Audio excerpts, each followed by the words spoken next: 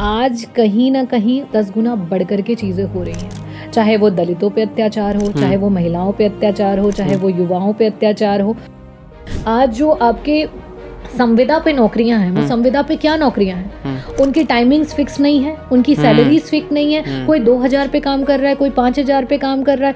पहले 5 सालों में राम मंदिर बनवा दिया, 370 हटा दिया और जितने माफिया थे, जितने भूमाफिया थे, गुंडा थे, उन सबको मिट्टी में मिला दिया। आज ही न्यूज़पेपर में, अखबार में मैंने पढ़ा कि एक पुलिसकर्मी ने एक बच्ची को छत पे से धक्का दे दिया और उसकी रीढ़ की हड्डी टूट गई। मुलायम सिंह यादव। अगर बारिश नहीं हो रही है, जिस तरीके से पिछली बार भी पूर्वांचल में बारिश ज़्यादा नहीं हुई, इस वजह से किसान इतने त्रस्त हो जाते हैं कि कई बार तो भूखे पेट सोना पड़ता है। जब समाजवादी सरकार में थे तो उनकी सरकार में गुंडा राज था, माफिया राज था। समाजवादियों की सरकार पे सारा का सारा टीकरफ कब तक फोड़ते रहेंगे आप? आपने क्या किया है, आप ये बताइए। हर युवा ये सोच के बैठा है सरकार आएगी, कोई तो सुनेगा, कोई तो नौकरी देगा। जब राजा वो बहरा और अंधा हो जाता है, तो उस केस में आपको चिल्लाना पड़ता है। राजा in the sense CM Yogi Adityanath. कुछ तो लोग कहेंगे, लोगों का काम है कहना,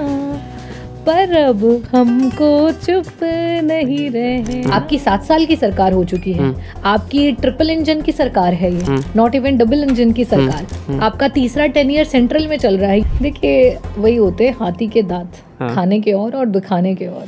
बाबा साहेब भीमराव अंबेडकर जी ने संविधान बनाया, बिल्कुल, और सुप्रीम कोर्ट ने ये वर्डिक्ट दिया। अगर ये हमारे कार्यकाल में हुआ होता तो हमने राम मंदिर बनवाया होता। राम मंदिर की बात चल रही थी, अभी दर्शन करने गई हैं आप राम मंदिर? बुलडोजर क्या सिर्फ गरीबों के लिए ही है? गरीबों पे ही चलेंगे बुलडोजर? ये इकोनॉमी कितनी बड़ी डिस्पैरिटी क्रिएट कर रहा है अमीर और गरीब में। जो गरीब है वो इतना गरीब होता चला जा रहा है कि उसके थाली से एक नॉर्मल दाल और चावल भी खत्म होती चली जा रही है। किसानों की बिजली माफ कर देनी चाहिए, किसानों को पानी मुहैया कराना चाहिए, गरीबों को पानी मुहैया कराना चाहिए। सारे गरीब किसान नहीं होते हैं, और गरीब और भी बहुत सारे काम करते हैं। कोई ऑटो चलाता है, कोई रिक्शा चलाता है।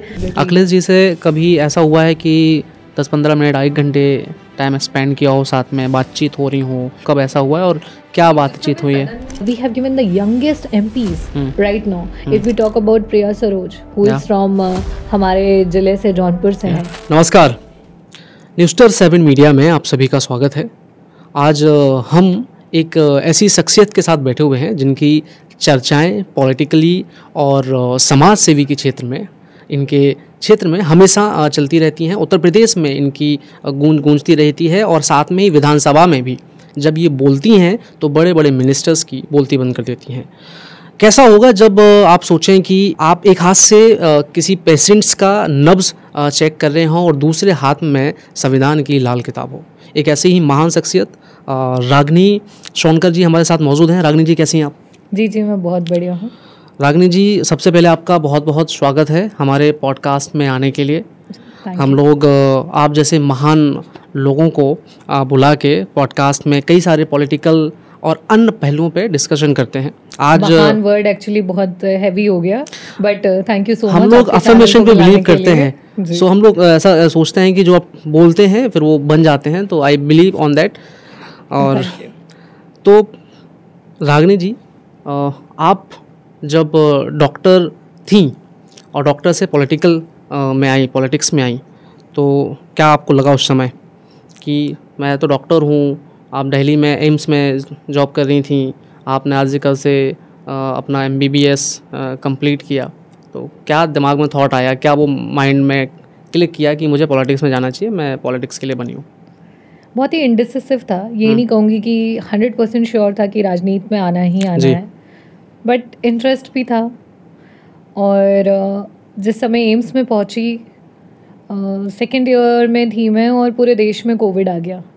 और कोविड में मैं ICU की इंचार्ज थी। ICU में, एम्स में जी, हम ICU में ड्यूटी लगी थी और वहाँ पे एवरीडे ड्यूटी लग रही थी फर्स्ट वेव में। और उस समय मेरा पॉलिटिक्स में एक सिर्फ रुझान ही नहीं बोलूँगी कि एक ज़िद भी हुई कि मुझे पॉलिटिक्स में अब आना ही है। और रीज़न उसका ये रहा कि मेरे father he was MLA from Ajagara Vidhan Sabha, जो कि बनारस की एक कॉन्स्टिट्यूएंसी चंदौली लोकसभा में आती है। ये कब का? वहाँ से वो विधायक 2017 में चुने गए। और कोविड के दौरान किस पार्टी से चुने गए? जी, वो ओम प्रकाश राजभर जी की पार्टी से विधायक रहे जी, सुभाषपा से रहे। ठीक। और मैं उन्हें लगातार समझाती रही कि आप क्षेत्र में ना जाएं और कोविड स्प्रेड हो रहा है, लेकिन वो अपने लोगों की मदद के लिए हमेशा जो है क्षेत्र में जाते रहे। और अनफॉर्चुनेटली उन्हें कोविड हुआ, और कोविड के बाद उनका प्लेटलेट काउंट जो है 30,000 35,000 के अराउंड पहुंच गया था। और मेरी मदर उनसे जो है इन्फेक्ट हुई। और दोनों लोग जो हैं एम्स में मेरी मदर को एडमिट कराया गया और मेरे फादर को दूसरे हॉस्पिटल में, और दोनों लोग ICUs में थे। तो उस समय बहुत सारी कठिनाइयों का सामना करना पड़ा, जबकि मैं खुद उस एम्स हॉस्पिटल में ही काम कर रही थी। के टाइम की बात? जी बिल्कुल, उसी टाइम की बात कर रही हूँ। हमारे पास जो बेसिक, पहली बात तो ऑक्सीजन की जो बोल रहे थे लोग सेकेंड वेव में कि ऑक्सीजन कॉन्सेंट्रेटर्स नहीं हैं, ऑक्सीजन नहीं है, बहुत सारी डिमांड्स जो हैं थी जो अनफुलफिल्ड थी। मेरी मदर को रेमडेसिविर लगाने की बात हो रही थी, जो ड्रग कह रहे थे कहीं ना कहीं इफेक्टिव है, और ट्रायल्स बिकॉज उनका हेल्थ एवरीडे डिटेरिएट कर रहा था, और उसे मुझे खुद ब्लैक में लेना पड़ा। मेरे फादर को बेड नहीं मिल पा रहा था, और जिसके लिए मेरे फादर को, जी मैं बिल्कुल ऑन रिकॉर्ड बोल रही हूँ, बिकॉज मुझे वो इंसान कितना मजबूर हो जाता है जब उसे अपने परिवार के किसी व्यक्ति की जान बचानी होती है, और वो उस चीज़ को मैंने फेस किया है मजबूरी में। और मजबूरी में जब मैंने बात की और पता चला कि ऑनलाइन किसी ने ये मैसेज डाला हुआ था फेसबुक पे कि मेरे पास एक्स्ट्रा रेमडेसिविर है, if anyone is interested can take, but उन्होंने ये नहीं कहा था कि वो एक्स्ट्रा पैसे चार्ज करेंगे। लेकिन जब मेरा भाई उनके पास पहुंचा और मैं हॉस्पिटल में मेरी मदर के साथ थी, तो उन्होंने कुछ पैसे डिमांड किए। तो ऑब्वियसली जब वो एक्स्ट्रा पैसे डिमांड कर रहे थे तो उसका, और उन्होंने ये कहा कि मैं कुछ नहीं कर सकता क्योंकि मैंने भी जिससे लिया था उसने भी मुझे इतने एक्स्ट्रा पैसे में दिए हैं। तो डायरेक्टली और इनडायरेक्टली मैं यही कहूँगी कि मुझे एक्सकेलेटेड प्राइस में वो दवाई को लेना पड़ा। और उसकी मेडिसिन ये मतलब क्या रेयर केस में बहुत कम होती है, मिलती नहीं है क्या, बहुत कम बनाई जाती है? एक्चुअली कोविड एक ऐसी बीमारी थी जिसके क्लिनिकल ट्रायल्स चल रहे थे, एक नई बीमारी आई थी। और नई बीमारियों पे नए नए ट्रायल्स चलते हैं, नई दवाइयां इस्तेमाल की जाती हैं, और उस समय रेमडेसिविर एक नई दवाई के रूप में एंटीवायरल जो था वो लॉन्च हुई थी मेडिसिन, और वो बहुत ही कम मात्रा में अवेलेबल थी, या उसे बहुत सारे लोगों ने स्टॉकिंग कर लिया था। लोगों ने उसकी होर्डिंग करके और उसको जो है बंद कर लिया था। कई बार ऐसा और भी चीजों के साथ देखा जाता है, जब प्याज जो होता है कि प्याज को लोग बंद कर लेते हैं और लगता है कि मार्केट में प्याज नहीं है, और प्याज के रेट बहुत ज्यादा हाई बढ़ जाते हैं, और फिर धीरे-धीरे निकालने लगते हैं। तो इस तरीके से कोविड में जिसको जैसे समझ में आया उस तरीके से लोगों ने, मैं तो कहूँगी कहीं ना कहीं लोगों का जो है, जो जिनके मंशा थी कि वो शोषण करना चाहते हैं, उन्होंने जनता का शोषण किया। जो मेडिसिन आपने मंगाई तो वो वर्क किया उस समय? माय मदर गॉट क्योर्ड, तो डेफिनेटली वो कहीं ना कहीं काम की, तभी वो क्योर हुआ। ठीक है, थोड़ा सा हम बैक चलते हैं फिर, क्योंकि बीच से ही हमने एक सवाल उठा लिया कि हमने आपका ना एग्रेशन देखा है ज़्यादातर, ठीक है, और वो एग्रेशन क्या बचपन में भी था, और बचपन में भी इतनी एग्रेशन नहीं है वो, मैं कहूँगी एक्सप्रेशन है जब okay. और मुझे ये लगता है कि कई बार जो, मतलब अगर मैं सदन की बात करूँ, क्योंकि सिर्फ आपने वही मेरी आवाज़ को सुना है, बाकी जनता के बीच में मेरी अगर आप कभी आवाज़ सुनेंगे that is very soft, very humble, and with अगर आप कभी पूछेंगे भी तो सदन में बात सिर्फ यही है। मैंने एक बार इवन शायरी में भी कहा था कि जब राजा जो है वो बहरा और अंधा हो जाता है, तो उस केस में आपको चिल्लाना पड़ता है, आपको आवाज जो है तेज करनी पड़ती है। राजा इन द सेंस की जिसकी सरकार है, देखिए इंडिविजुअली अगर आप किसी को टारगेट भी करना चाहते हैं तो अगर सरकार है तो सरकार का मुखिया ही राजा कहलाएगा। मतलब डायरेक्टली अब सीधा योगी जी बोल देते हैं ना, योगी जी। जितने भी सरकार के फ्लॉज होते हैं उसकी जिम्मेदारी जो होती है वो राजा की, उस मुखिया की होती है। अगर पुलिस में कहीं पे भी कोई गलती होती है तो जो भी उसका DGP है वो के लिए रिस्पॉन्सिबल होता है। definitely. और मुझे लगता है कि इसमें कोई भी मतलब शक नहीं है कि जिस तरीके की स्थितियां आज उत्तर प्रदेश में हैं उसके लिए मुख्यमंत्री हो, चाहे पूरा मंत्रालय हो या पूरी सरकार हो, भाजपा हो, वो जिम्मेदार है। ओके, सवाल फिर वही है, क्योंकि घूम फिर के दूसरी जगह वो चला गया, डाइवर्ट हो गया। बचपन में कैसी थी रागनी सोनकर? जैसी अभी हूँ वैसी ही थी। कोई चेंज नहीं हुआ? मुझे लगता क्योंकि है आपकी कि मम्मा भी हमारे सामने उम्र बैठी के हैं, भाई भी साथ बैठे हैं, ऑफ maturity- कैमरा मैं उनसे पूछूंगा कि रागिनी सोनकर बचपन में कैसी थी। देखिए, मेरे अंदर हमेशा एक चीज़ था कि एम्बिशियस रही हूँ मैं, कि मुझे जो चीज़ मैं ठानूंगी मुझे वो चीज़ करनी है। मैं हमेशा मेहनती रही हूँ, मेहनती रही हूँ, लगन से काम करने वाली रही हूँ और जिद्दी भी बहुत रही हूँ। अगर मुझे कुछ चाहिए तो उसके लिए कई बार होता था मैं लड़ भी जाती थी, झगड़ भी जाती थी। तो I was like this and मैं बहुत ही ऐसा वो सीधा साधा सा शांत और रोतलू बच्चा नहीं रही हूँ। और शायद इसी वजह से today fighter woman kind of, या you could call me that. ठीक है। तो बचपन में जब आपने पढ़ाई कर रही होंगी, बचपन जी रही होंगी, दोस्तों के साथ खेलना कूदना मस्ती, उस समय कभी ये थॉट आया कभी कि कभी आप एमएलए बनेंगी, डॉक्टर्स बनेंगी? आई थिंक MBBS एंटर करने तक मुझे राजनीति का कोई आइडिया नहीं पता था। No, I had no clue about it. जब मेरे फादर ने, और MBBS आपने कब किया? किस ईयर में किया? 2010 में मैंने 10 में MBBS आपने ज्वाइन MBA, किया। ओके। जी। कितने साल का ट्रेनिंग होता है वो वहाँ पे? ये हमारा 5 इयर्स था। 5 उसके 2015 बाद तक आप आ जाते? कार्डियोलॉजी डिपार्टमेंट में 6 मंथ्स के लिए और साथ ही साथ मैंने प्लास्टिक सर्जरी में भी काम किया है और फिर मैं एम्स में आई हूँ। 2017 में मैंने एम्स ज्वाइन किया है। 17 जी। कब तक वहाँ पे वर्किंग? 2017-2021 में मिडवे मैंने फिर MD फिनिश किया और 6 मंथ्स के बाद मैंने इलेक्शन 2020 में फिर यू गॉट मैरिड? हाँ, 2020 में कोविड से जस्ट 3 महीने, आई कुड से कोविड से 1 महीने पहले आई गॉट मैरिड। ठीक है। ये मैरिज से भी एक सवाल है, लव मैरिज था अरेंज मैरिज था? नहीं, हमारी शादी अरेंज मैरिज ही है। लव मैरिज को कन्वर्ट किया गया है, प्योर अरेंज मैरिज है? Actually he is also doctor but हम लोग कभी मिले नहीं थे। ओके। हाँ, और हमारी फैमिलीज भी नहीं मिली थी और जिनसे शादी हुई है थोड़ा सा हम कुंडली और ये सारी चीज़ों में वो बहुत बिलीव करते हैं। ओह, ठीक है। तो जब शादी की बात चल रही थी तो पहले कुंडलियाँ मंगवाई गई और जब कुंडलियाँ मैच हुई उसके बाद ही बात शुरू हुई है। तो आई कुड से कि this was a kind of arrange marriage. पहली बार कब मिली थी आप मलिक साहब से? जी, जब कुंडलियाँ मैच हो गई तब उसके बाद मिली? जी बिल्कुल। अरे इतने बड़े आपने डॉक्टर आप बनी हैं, आप मुझे मॉडर्न ख्याल किए हैं, तो पहले तो कभी बात तो ये होगी कि भाई पहले बाई मैच करा लें, क्योंकि आज के समय में ये होता है कि पहले बाई मैच हो जाए लड़का लड़की की, देन फिर कुंडली को देख लिया जाएगा, क्योंकि कुंडली तो कितने लोगों की मैच होती है। जहाँ यही थॉट था कि अगर कुंडली मैच नहीं होगी तो शादी नहीं करनी है, वहाँ हमें ये बेटर लगा कि पहले कुंडलियाँ मैच हो जाए। जब कुंडलियाँ मैच होती हैं उसके बाद ही फिर मुलाकात होगी और बातचीत होगी। तो दोनों परिवारों की सहमति से कुंडलियाँ एक्सचेंज हुई, कुंडलियाँ मैच हुई और उसके बाद फिर हमारी मुलाकात हुई और मुलाकात होने के 1 हफ्ते बाद हमारा रोका हो गया। ओके। तो अभी कहाँ पे वर्किंग में है मलिक साहब? मैं दिल्ली में रही, मेरे फादर इन लॉ भी दिल्ली में रहे और अभी वो लोग जो हैं साथ में प्रैक्टिस करते हैं। We have our own clinic. So he know, they are working in Bhubaneswar. Bhubaneswar कहाँ पड़ता है? मुझे थोड़ा सा स्टेट है उड़ीसा। ओके, भुवनेश्वर, ठीक है। ओके, तो आप तो भी लखनऊ में रहती हैं? मैं लखनऊ में जस्ट विधानसभा सत्र के दौरान और बाकी मीटिंग्स के लिए रहती हूँ। अदरवाइज मैं अपने क्षेत्र में रहती हूँ। ठीक है। चलिए, जब 2020 में आपने शादी की, शादी के बाद पॉलिटिक्स में भी आप 2020 में आई थिंक आप मन बना चुकी थी? 2020 में कोई मन नहीं था। मैं US की तैयारी कर रही थी, US जाने का? एम्स में। जी, जिस समय एम्स में पढ़ रही थी तो I had a plan because मेरी younger sister she is already, उस समय वो लंदन जा चुकी थी। तो उनका कहना था कि तुम भी यहीं आ जाओ और यहीं से हम लोग फिर जो रहेगा वो करेंगे। एंड हमारी कज़न सिस्टर हैं, वो भी US में काफ़ी सालों से हैं, तो हम लोगों का एक ख्याल था कि सब जो है फॉरेन में सेटल हो जाएंगे। इस तरीके का माइंडसेट था। एक लाइफ सीधा UK के लिए सोच रहे हैं, US के लिए सोच रहे हैं, फिर यूटर्न आपका आ जाता है पॉलिटिक्स में, तो वो कहाँ से थॉट क्लिक किया कि भाई अब तो क्यों वही जो सवाल से स्टार्ट किया तो वहीं पे आ गए, अब इधर से आगे बढ़ेंगे? मैं बताऊंगी कि US से टर्न जो है वो पॉलिटिक्स में तब आया जब कोविड आया।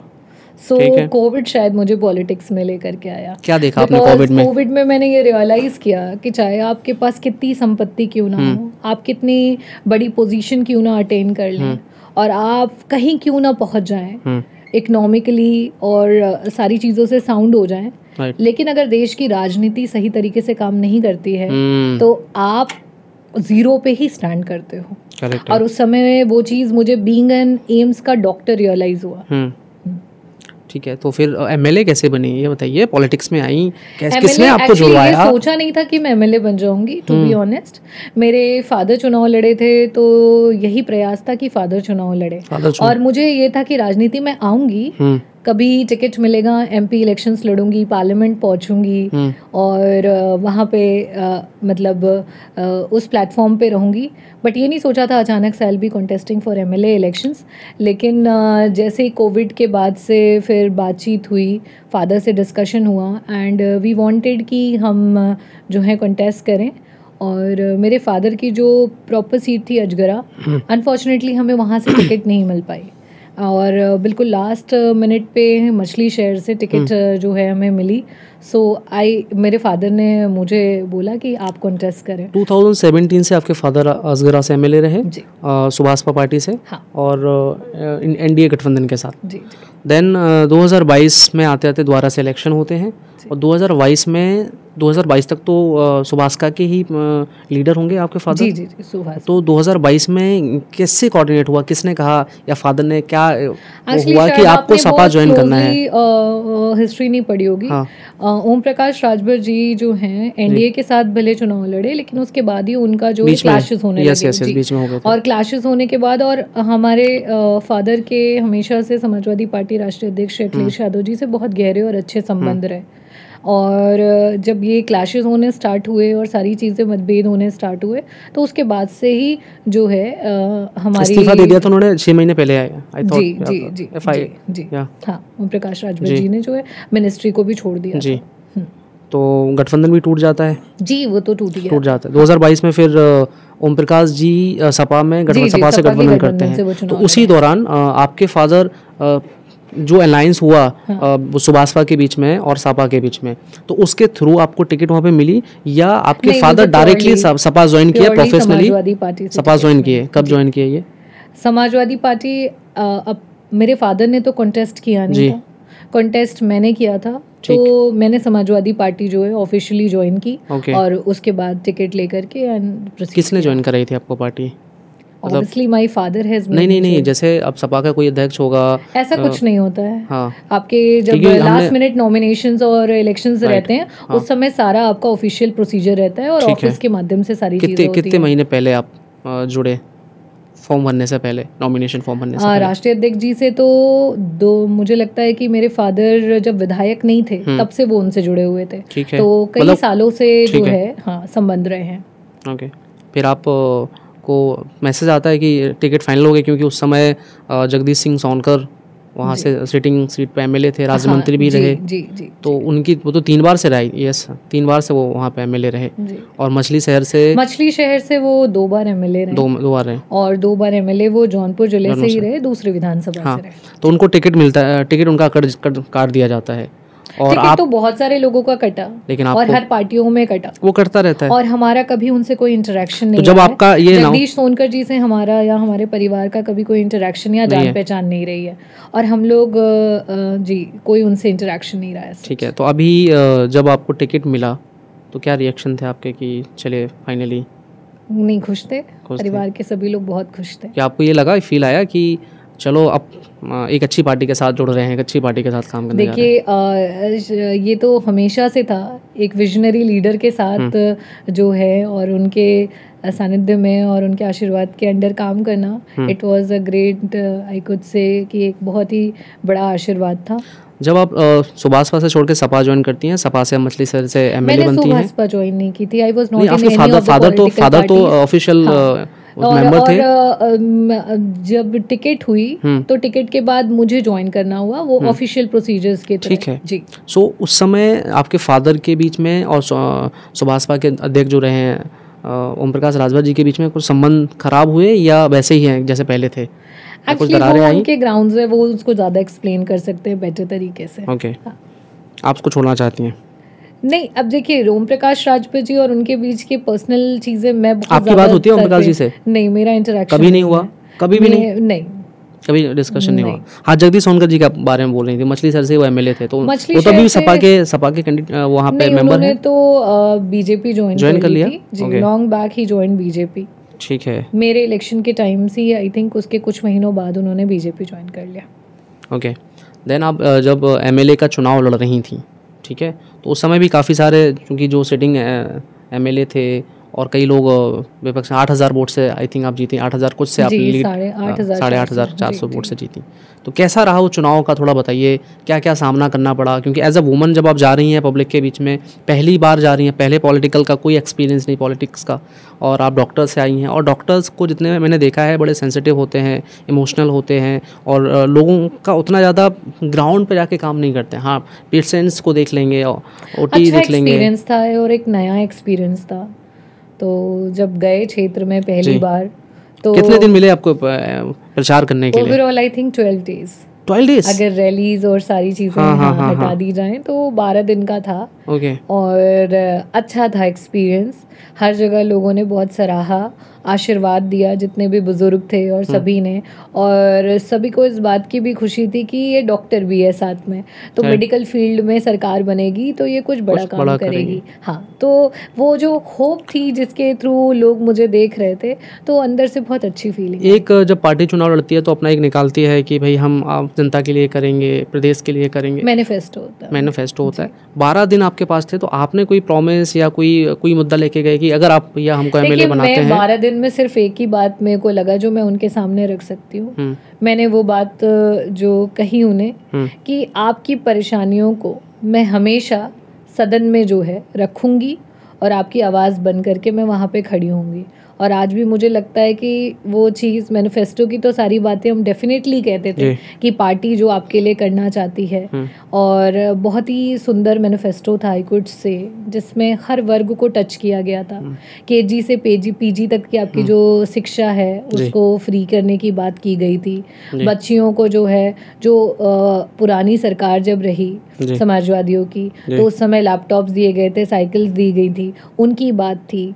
और साथ ही साथ जो पुरानी पेंशन बहाल, आज हर कोई जिस चीज़ से परेशान है तो उसको लाने की बात की गई थी। किसानों के लिए बात की गई थी, सिंचाई की बिजली मुफ्त करने की बात की गई थी, और आपका पर्टिकुलर अमाउंट ऑफ जो कनेक्शन का लोड है उतनी बिजली जो है आपकी वो माफ़ करने की बात की गई थी। साथ ही साथ आपके विमेन एम्पावरमेंट की उसमें बात की गई थी। अभी भी जिस समय 2024 का चुनाव हुआ तो एम्पावर करने के लिए हमारे युवाओं को 1 लाख तक का जो है सैलरी, और महिलाओं के लिए 1 लाख तक की बात की गई थी। तो ये सारी चीज़ें जो हैं वो एक बड़े विजन के साथ थी, जिसको हम लोगों ने चुनाव के दौरान लोगों के बीच में पहुंचाया था। राइट। आपका जो क्षेत्र है मछली शहर, ठीक है, और जिन्होंने आपको एमएलए बनाया तो उनकी एक्सपेक्टेशन होती है कि भाई हमारे लिए काम करें, हमारे क्षेत्र में डेवलपमेंट हो, छोटी से छोटी समस्याएं, कल भी हम बात कर रहे थे, कभी पानी, बिजली और भी छोटी छोटी प्रॉब्लम्स होती हैं। किस तरह के चैलेंजेस फेस करती हैं डेली, और जिनको कुछ चैलेंजेस ऐसे भी होंगे जो धीरे धीरे ठीक हो जाएंगे तब भी चलेगा, कुछ ऐसे भी चैलेंज होंगे जो इमीडिएटली सॉल्व होने चाहिए? देखिए, अगर गिनवाऊंगी तो पानी की समस्या तो बहुत ही बड़ी समस्या है। एक और इसमें वो गरीब किसान हैं, उनका पूरा गुजारा, उनका सब कुछ जो है, उनके परिवार के बच्चों की पढ़ाई, सब उसी सिंचाई पे निर्भर है।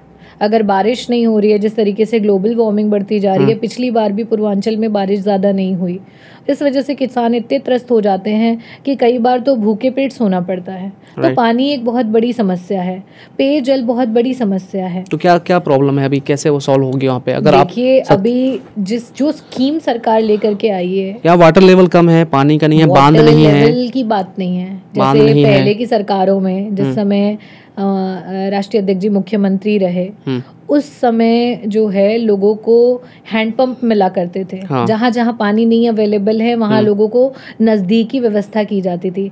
आज की जो सरकार इनकी है, अगर हम 7 वर्षों के कार्यकाल में देखें, शायद ही कहीं होगा कि किसी को हैंडपंप लगाया गया हो या किसी को। और इन्होंने एक बहुत बड़ा, मैं तो कहूँगी कि स्कीम या घोटालेबाज स्कीम लेकर के आए हैं, हर घर नल का, जिसका बजट सेंट्रल प्लस स्टेट का मिला के हजारों करोड़ का बजट है। लेकिन आप आए दिन न्यूज़पेपर्स एरियाज में देखोगे कि कहीं किसी की टंकी ध्वस्त हो गई है, तो कहीं कहीं पे पाइपलाइन जो है वो खराब हो गई है, फिर से रोडों को तोड़ा जा रहा है, फिर से उन पाइप्स को बनाया जा रहा है। पुअर क्वालिटी ऑफ पाइप होने की वजह से वो बार बार फट जा रही हैं। कहीं पे जो उन्होंने मशीन्स लगा रखी हैं, जो टुल्लू मशीन्स कहते हैं जिसे, वो बार बार जल जा रही हैं। उसको बनाने में 5 दिन 10 दिन लग जाते हैं, तब तक जनता क्या करे। और कई सारी जगह पे ये सारी सिचुएशंस जो हैं कंपाइल्ड नहीं फॉलो हो पा रही हैं, लोगों तक पानी नहीं पहुंच पा रहा है। ओके, आपके यहाँ पे क्या क्या साधन है पानी के, बांध वगैरह? हमारे यहाँ पानी के लिए हैंडपाइप जो पुरानी लगी हुई थी, समाजवादियों की सरकार में लगी हुई थी, उनमें से वो काम कर रही हैं, और कुछ हैं जिनको रीबोरिंग की आवश्यकता है लेकिन सरकार उस पर भी ध्यान नहीं दे रही है। और उसके अलावा जो पानी के लिए है, नहरों से जो है वो सिंचाई करते हैं। तोड़फोड़ से भी, आप तोड़फोड़ की बात करें तो एक सवाल मेरे दिमाग में आता है कि सरकार हमेशा विपक्ष पे हमलावर रहती है इस चीज़ को लेके कि जब समाजवादी सरकार में थे तो उनकी सरकार में गुंडा राज था, माफिया राज था, और उसी वजह से आप देख रहे हैं कि आए दिन किसी घर पे बुलडोजर चलाए जा रहे हैं और बहुत सारी चीज़ें हो रही हैं। तो क्या कहेंगे आप? ये तो योगी जी खुद ही कहते हैं। देखिए, समय के साथ साथ मुझे लगता है कि आधुनिकता बढ़ती है, और अभी तो डिजिटलाइजेशन जो है वो भी बहुत ही फास्ट रैपिड स्पीड में बढ़ रहा है। स्पेशली ड्यूरिंग कोविड जब लॉकडाउन हुआ, तब से मुझे लगता है इन मोबाइल्स पे जो रील्स हैं, वो ना जाने कितने लोग तो उसके एडिक्ट हो चुके हैं कि अगर फ़ोन हाथ में रहेगा तो वो रील चलाते ही रहेंगे।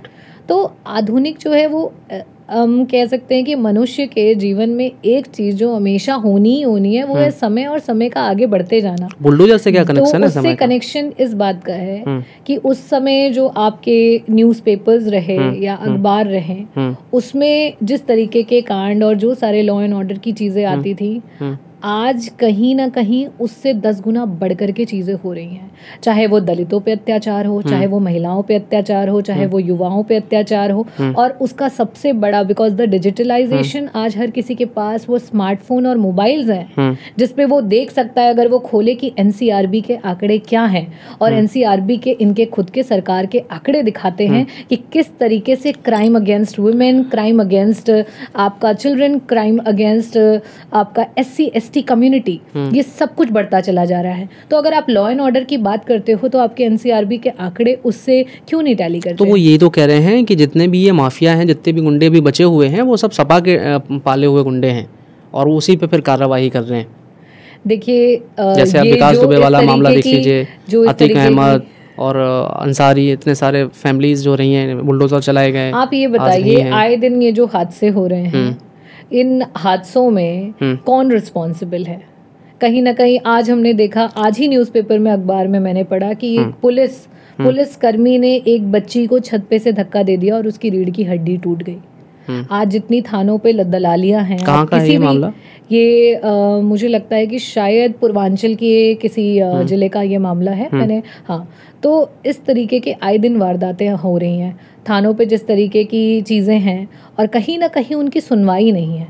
तो कहाँ से लॉ एंड ऑर्डर को आप मानेंगे? क्या है लॉ एंड ऑर्डर? और ये बार बार किसी के सर पे मर देना, आपकी 7 साल की सरकार हो चुकी है, आपकी ट्रिपल इंजन की सरकार है ये, नॉट इवन डबल इंजन की सरकार। आपका तीसरा टेनियर सेंट्रल में चल रहा है, ये दूसरा टेनियर एंड होने जा रहा है आपका स्टेट में, और आप अभी तक एक बार के पंचवर्षीय सरकार, समाजवादियों की सरकार पे सारा का सारा टीकरफ कब तक फोड़ते रहेंगे आप? आपने क्या किया है, आप ये बताइए। उन्होंने कहा है कि हमने इन पहले 5 सालों में राम मंदिर बनवा दिया, 370 हटा दिया, और जितने माफिया थे, जितने भूमाफिया थे, गुंडा थे, उन सबको मिट्टी में मिला दिया, और अब जो बचे हैं उनको भी ख़त्म कर देंगे, चुन चुन के ख़त्म कर देंगे। देखिए, वही होते हैं हाथी के दांत, खाने के और दिखाने के और।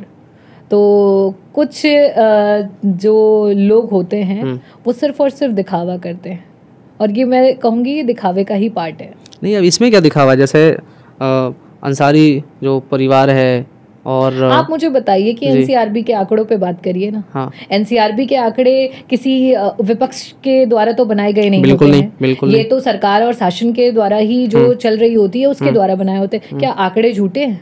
नहीं, बिल्कुल झूठे नहीं होंगे। तो जब आंकड़े हैं तो आंकड़ों पे बात हो ना। हवाई बातें कब तक करते रहेंगे?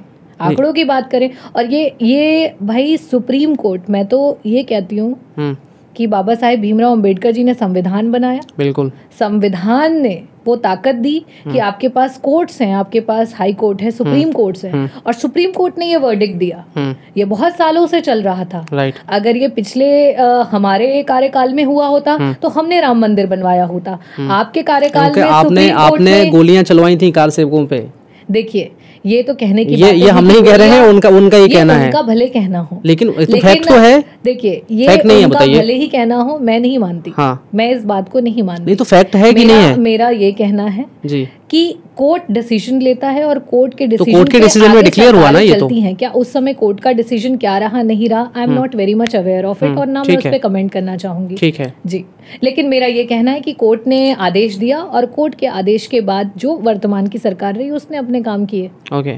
अभी जो बुलडोज़र बाबा के नाम से योगी जी काफ़ी फेमस हो गए हैं, और वही स्टार्टिंग में जब शिवराज सिंह जी सीएम थे, जब मोहन जी नहीं थे पहले, इलेक्शन के पहले, तो उन्होंने भी थोड़ा थोड़ा काम करना, वो इफेक्ट दिखने लगा था वहाँ पे। क्या कहेंगे? कई सारे घर बुलडोजर क्या सिर्फ गरीबों के लिए ही है?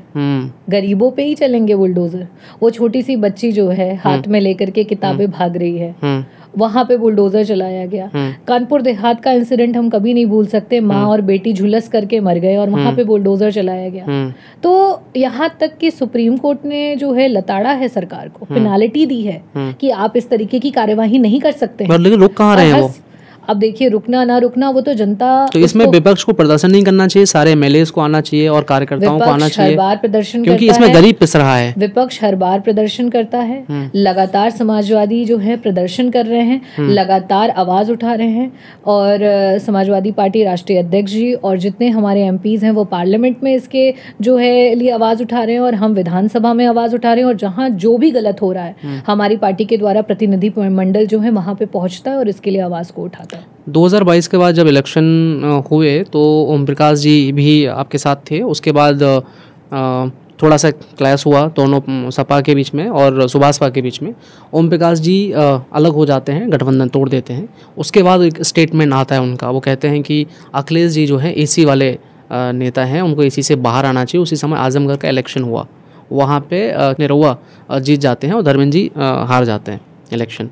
तो क्या लगता है आपको कि अखिलेश जी इसी से बाहर काम करते हैं? क्या जवाब देंगे ओम प्रकाश जी को? क्या जवाब देंगे? मैं यही कहना चाहूंगी कि जिस समय आपको अपॉर्चुनिटीज समझ में आ रही थी तब वो डीसी के नेता लग रहे थे, और जिस समय आपको अपॉर्चुनिटीज खत्म हो गई तो उसके बाद वो आपको एसी के नेता लगने लगे। बस इतनी ही बात काफी है, जनता खुद भी इस बात को समझती है। ठीक है।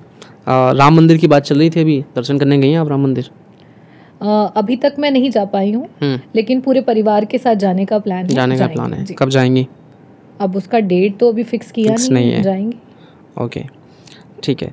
पीडीए जो एक नारा है सपा का, पीडीए नारा है, विचार है, क्या है पीडीए? जानना चाहते हैं।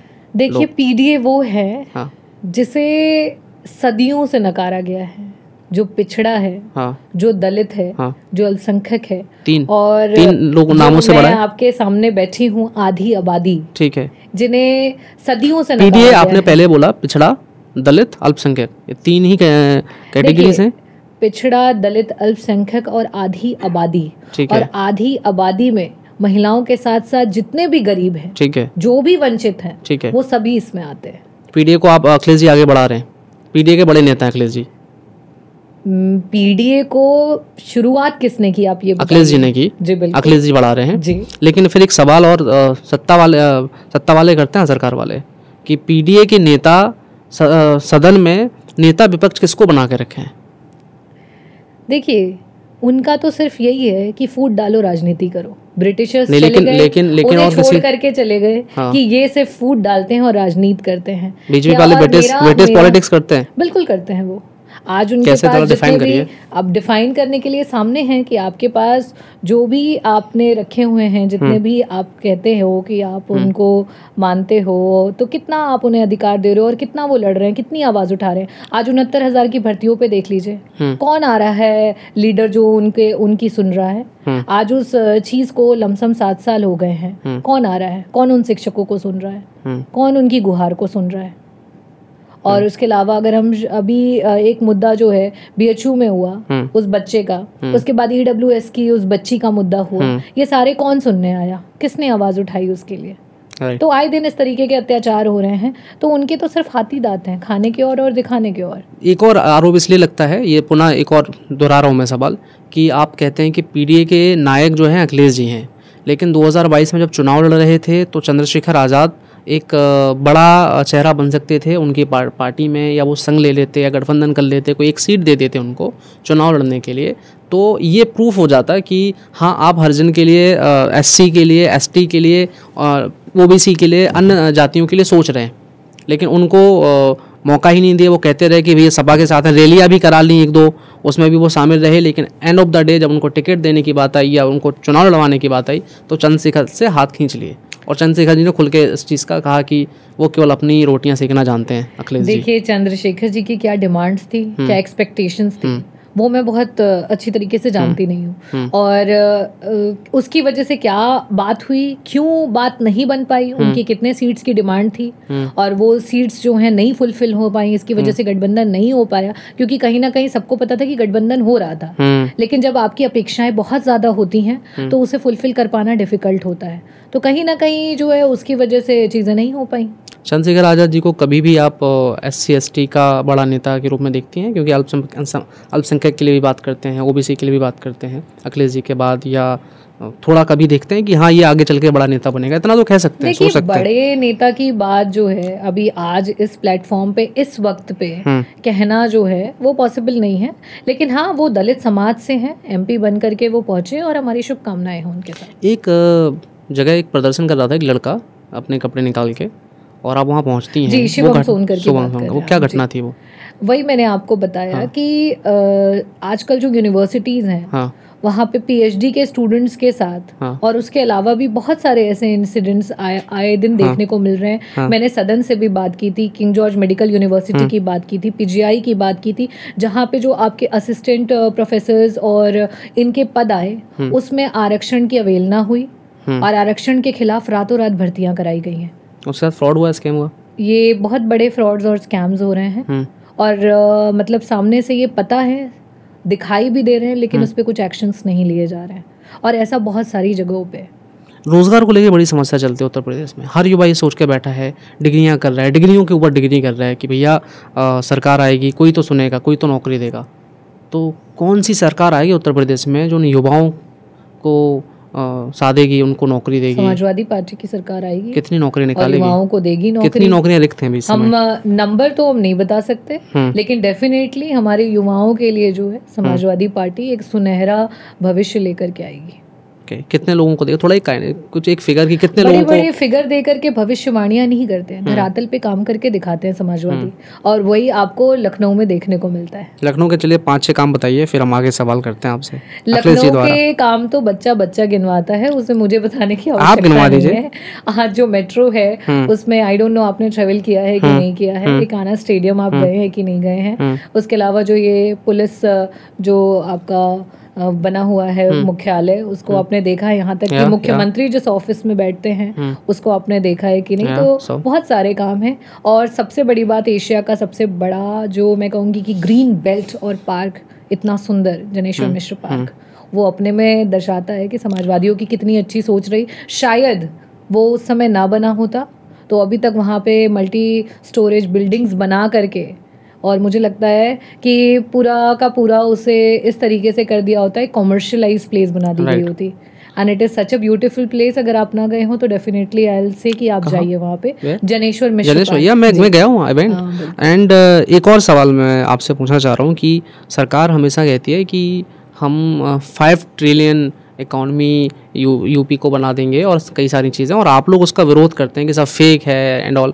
कैसे फेक है? वो तो कह रहे हैं ग्रोथ हो रही है, G20 समिट यहाँ पे हुई, जो इतना बड़ा समिट अभी उससे पहले कभी नहीं हुआ। तो कैसे आप देखते हैं और क्यों ऐसा विरोध करते हैं? अगर ग्रोथ हो रही है तो इतना तो बनता है कि तारीफ कर दीजिए। सबसे बड़ा छलावा है। कैसे? टॉक अबाउट द इकोनॉमी, ये इकोनॉमी कितनी बड़ी डिस्पैरिटी क्रिएट कर रहा है अमीर और गरीब में। जो गरीब है वो इतना गरीब होता चला जा रहा है कि उसके थाली से एक नॉर्मल दाल और चावल भी खत्म होती चली जा रही है, और अमीर जो है वो इतना अमीर होता चला जा रहा है कि देश के पैसे वो ले करके फरार हो जा रहा है। और ये आपके सामने एग्जाम्पल्स हैं। विजय माल्या की बात कर रही हैं, नीरव मोदी की बात कर रही हैं, मैं बात बहुत सारे लोगों की कर रही हूँ।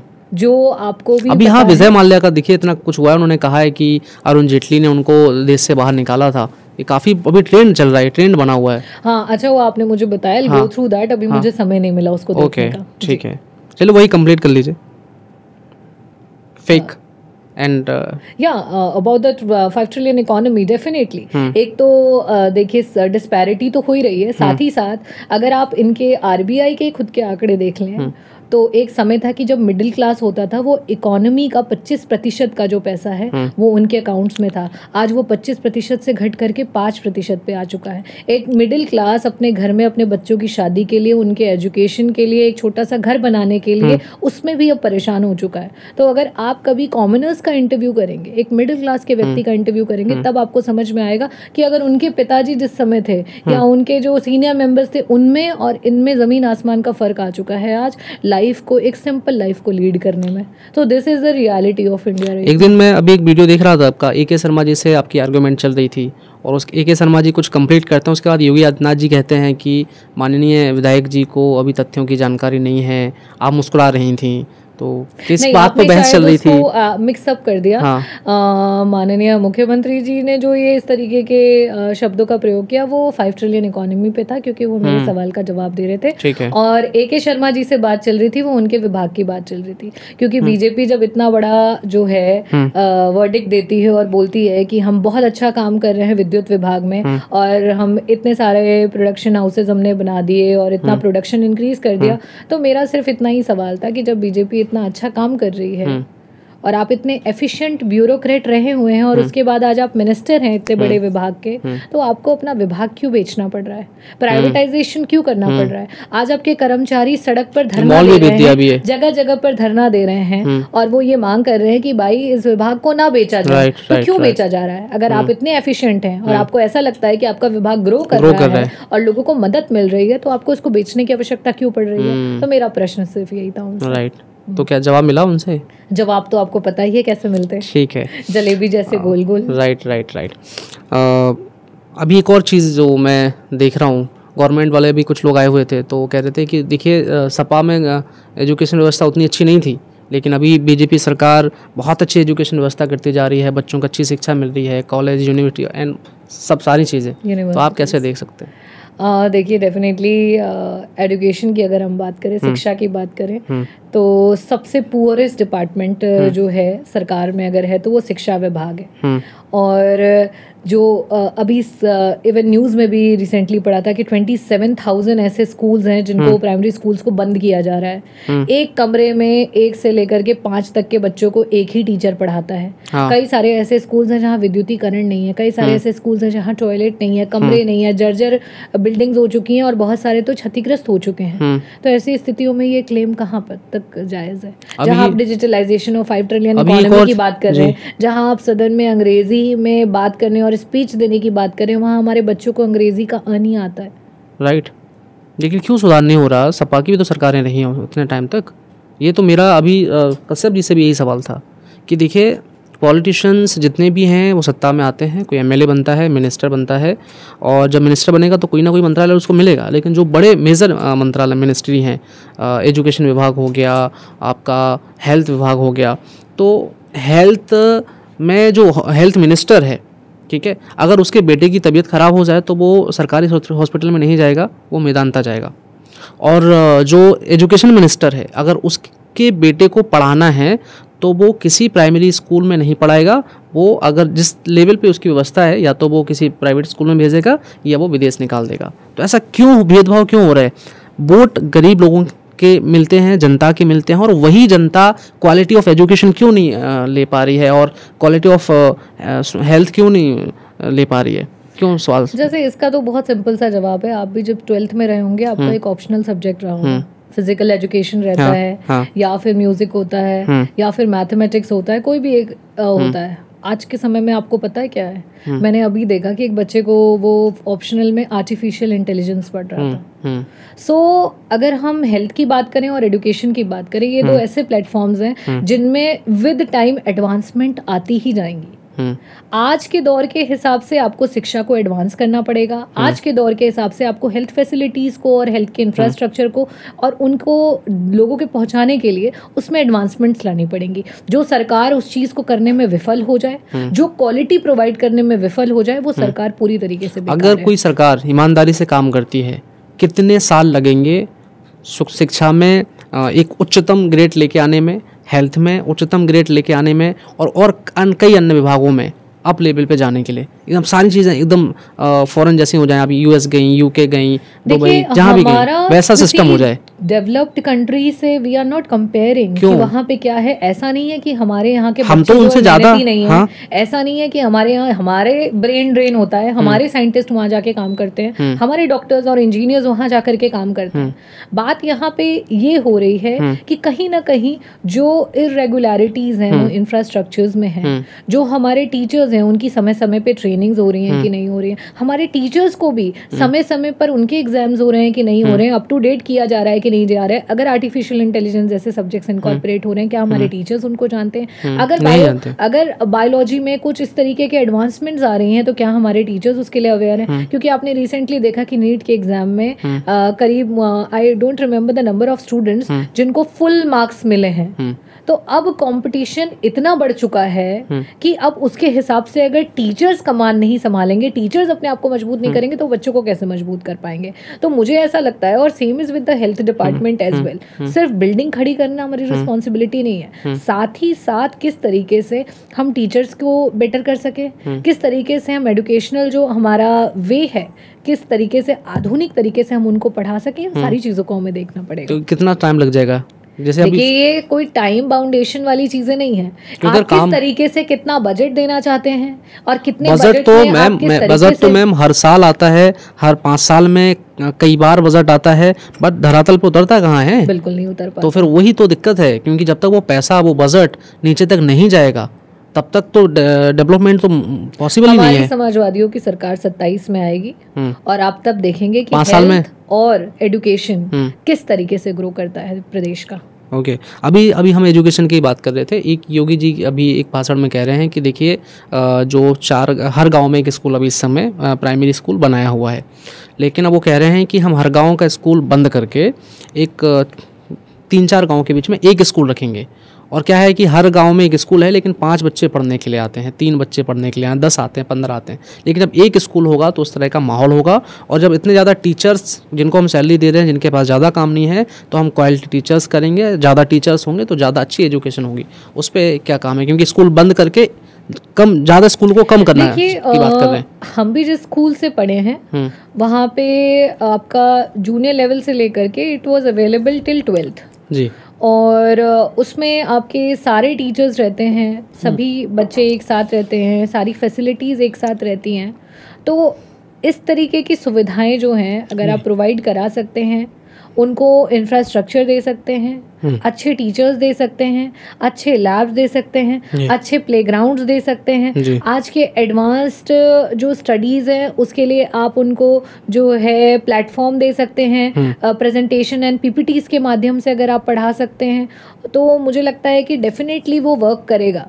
लेकिन उसको देखेगा कौन, उस पर आगे प्रोसेस करेगा कौन, ये सारी चीज़ों को देखना पड़ेगा। क्योंकि कहीं ना कहीं हर विभाग में इतना भ्रष्टाचार है कि चीज़ें धरातल पे ही नहीं आ पाती हैं। आप पढ़े लिखे एमएलए हैं, डॉक्टर भी हैं, तो ये सवाल आपसे ज़रूर बनता है कि रिलीजन, जात, कास्टिज़म, ये हमारे देश की पावर है या वीकनेस है? देखिए, ऑब्वियसली जो डिस्क्रिमिनेशन रहा है, डिस्क्रिमिनेशन की वजह से वीकनेस आई है। ओके। और बहुत पहले से ही कुछ पर्टिकुलर कास्ट हैं जिनको जो है दबाया गया है, एजुकेशन से दूर रखा गया है, बेसिक नेसेसिटीज से दूर रखा गया है, और जिसकी देन है कि आज एक basic chunk of the society जो है वो आपका अंडर प्रिविलेज्ड है। ठीक है, तो ऐसी सिचुएशन में मुझे ऐसा लगता है कि उनको अपलिफ्ट करने के लिए उनकी भागीदारी और हिस्सेदारी जो है वो सुनिश्चित करनी चाहिए। ओके। अभी जैसे बीजेपी है, वो एक चीज़ को बार बार कहती है और आप लोग उसका विरोध करते हैं कि धर्म की राजनीति मत करो, धर्म की राजनीति मत करो, काम की राजनीति करो।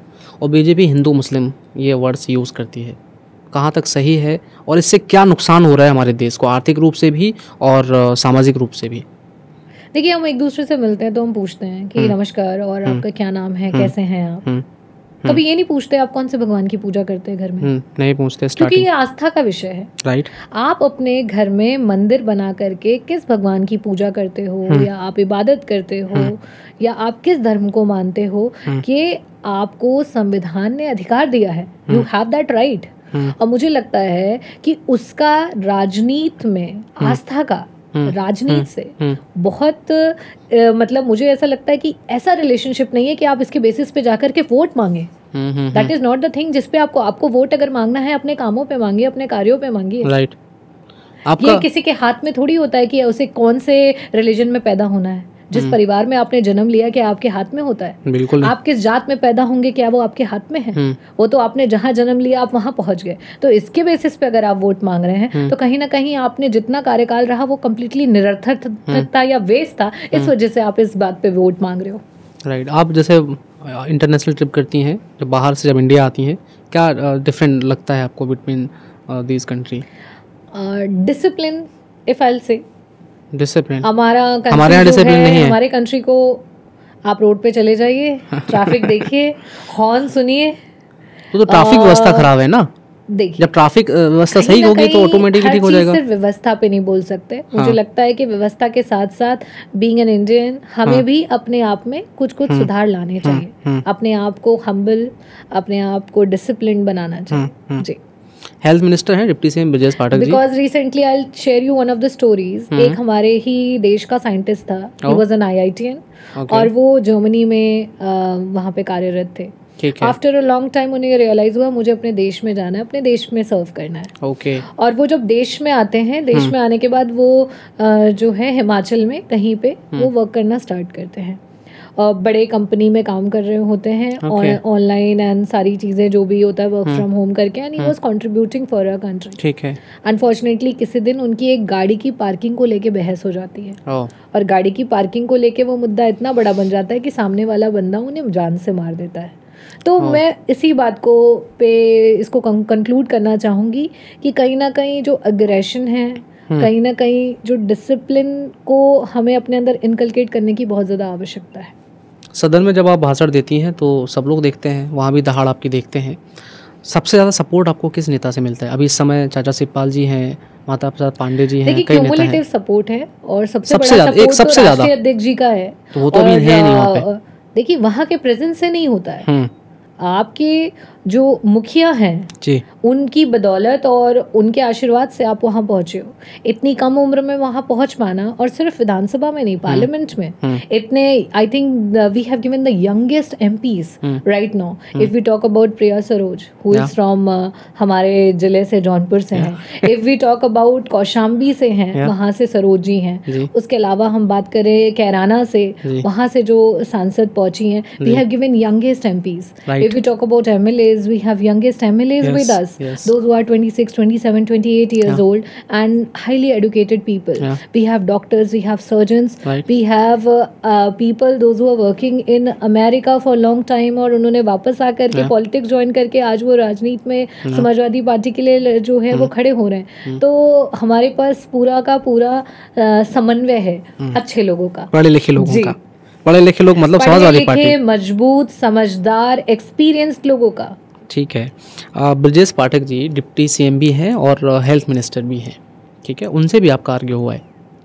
अब देखिए, जो भी किस चीज को लेकर हुआ था? जो भी जनता के जितनी भी मूलभूत सुविधाएं हैं, अगर उसको मुहैया कराने में और उनके अधिकारों को उनको देने में आनाकानी करेगा, तो उससे तो बहस सदन में हर किसी की जवाब देना पड़ेगा, और उसको जनता से लड़ना पड़ेगा, और जनता के सवालों का जवाब भी देना पड़ेगा, और विपक्ष की जितने भी प्रश्न रहेंगे उनको फेस भी करना पड़ेगा। उसको मछली शहर की महारानी रागिनी सोनकर से युद्ध करना पड़ेगा। देखिए, मैं मछली शहर की बेटी हूँ। आपने अच्छा हुआ वो शब्दों का प्रयोग किया ताकि मैं अपने आप को क्लैरिफाई कर पाऊँ कि मैं मछली शहर की बेटी हूँ, और बहुत प्यार मिलता है मुझे मछली शहर की जनता से।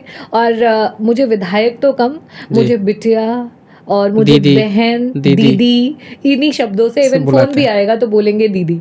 तो ये मेरी पहचान मछली शहर से एज अ डॉटर की है। ओके।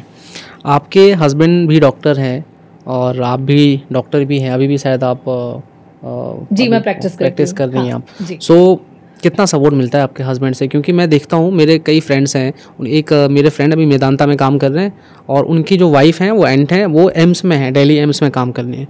तो वो कहते हैं यार चलता है, ये स्टार्टिंग में होता है, वो मुंबई से हैं, तो कितना नहीं बहुत सपोर्ट है। और आज मैं राजनीति में हूँ तो शायद उनकी देन से हूँ, बिकॉज उन्होंने हमेशा मोटिवेट किया है। और राजनीति में कई बार अप्स एंड डाउन्स होते हैं, बहुत सारे डिफिकल्टीज एंड चैलेंजेस भी होते हैं, तो he is like a friend to me. And जब भी होता है तो मुझे लगता है कि he is more a friend than a spouse, और सारी चीज़ें हम डिस्कस करते हैं और कहीं ना कहीं किसी कंक्लूजन पे पहुँचते हैं।